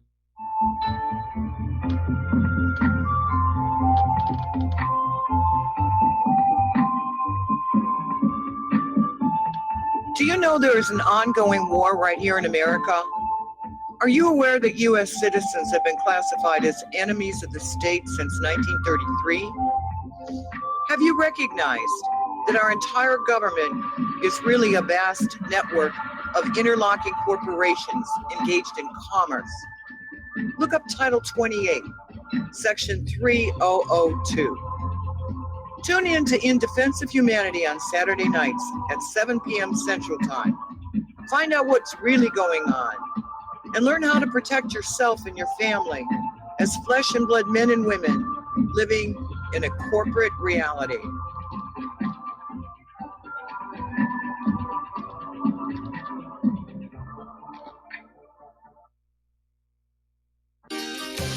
When all this twisted steel was swept away, did these remaining holes reveal what's really happened? And aloha, America. Welcome back to the show here. Final segment of our program. We've got two callers waiting on the line. I'm going to try and get through them both, starting with Mark in Georgia. Aloha, Mark. Welcome to the show. What's on your mind? Aloha. I don't know if you heard that joke. There was George Washington, who mythically could not tell a lie. Then there was Richard Nixon, who couldn't tell the truth. And then we have Bill Clinton, who couldn't tell the difference. Yeah, I've heard that one. Oh, okay. That sounds about right to you. The problem is it's contagious where people confuse what you're being led to believe with what you ought to believe. And then there's always what they're hiding behind their back. And the thing is that if people wake up to what's hiding behind their back, it's what I call aletheophobia, is a morbid, irrational fear of truth. And the thing is that it's not a matter of being committed to this mental model or that mental model. It's a matter of being committed to following the evidence where it leads. That make sense? Yeah, that makes sense. But our schools don't teach rational thinking or analytical skills, especially in the age of Common Core. They're taught by rote. We will tell you, you will memorize it, you will speak it back, and as a result, it's probably one of the reasons why corporations are pushing for all these H-1B visas. Because the quality of education of America's young is abysmal. Yeah. Well, I have my degree's in hard science, mechanical engineering, technology, dealt with more of the practical side of how do you actually, how do you operate a lathe or a milling machine, and how do you take a piece of metal and turn it into something that you can use for whatever. And so, but the thing is, it hasn't done me a whole lot of good in terms of livelihood. Now I'm getting ready to go Ubering. I mean, not tonight, but just as FYI, I did make this is just an appetizer. I donated a few bucks today, $100, but that's just an appetizer because first I got to figure out how much it's going to cost to fix my house, how much it's going to cost to fix my teeth that need some serious dental work. And then I'll be in a better, once I know how much that's going to come up to, then I know how to spend the rest of my inheritance. But until then, I'm kind of like, I don't want to put myself in a bad position by spending money. No, you don't want to do that. But available. RBN thanks you very much for your generosity. And I'm going to let you go so that we can get one final call from Jim in Michigan. Aloha, Jim. Welcome to the show. What's on your mind? Hey, Michael, love your program, my friend. I just want to make a correction that gentleman who talked about the glyphosate or Roundup being sprayed into the grain elevators, that's not really the story. There was a cardiologist that was on with Joyce Raleigh, deceased young lady. Yes. But he was talking about, he did massive research as far as how they harvest wheat now. And I wouldn't even go into all the technical stuff about it. But what they do to dry the wheat out now, they spray it with Roundup so it dies. So when they get to the grain elevator, they're dried. So it's sprayed before it gets to the grain silo. That makes a lot more sense. Anyway, there's the music, Jim. I got to let you go. Thank you for the phone call. Please stay tuned for John Stadmiller. I'm sure he's got lots of interesting things to share with you. Please take what you learn here at Republic Broadcasting and whatreallyhappened.com and share it with everyone that you know. Bring back the art of the conversation. Just talk one-on-one. If you talk to 10 people and they talk to 10 and they talk to 10, we don't need Twitter or Facebook or any of that nonsense. So we'll be back tomorrow. Aloha, America.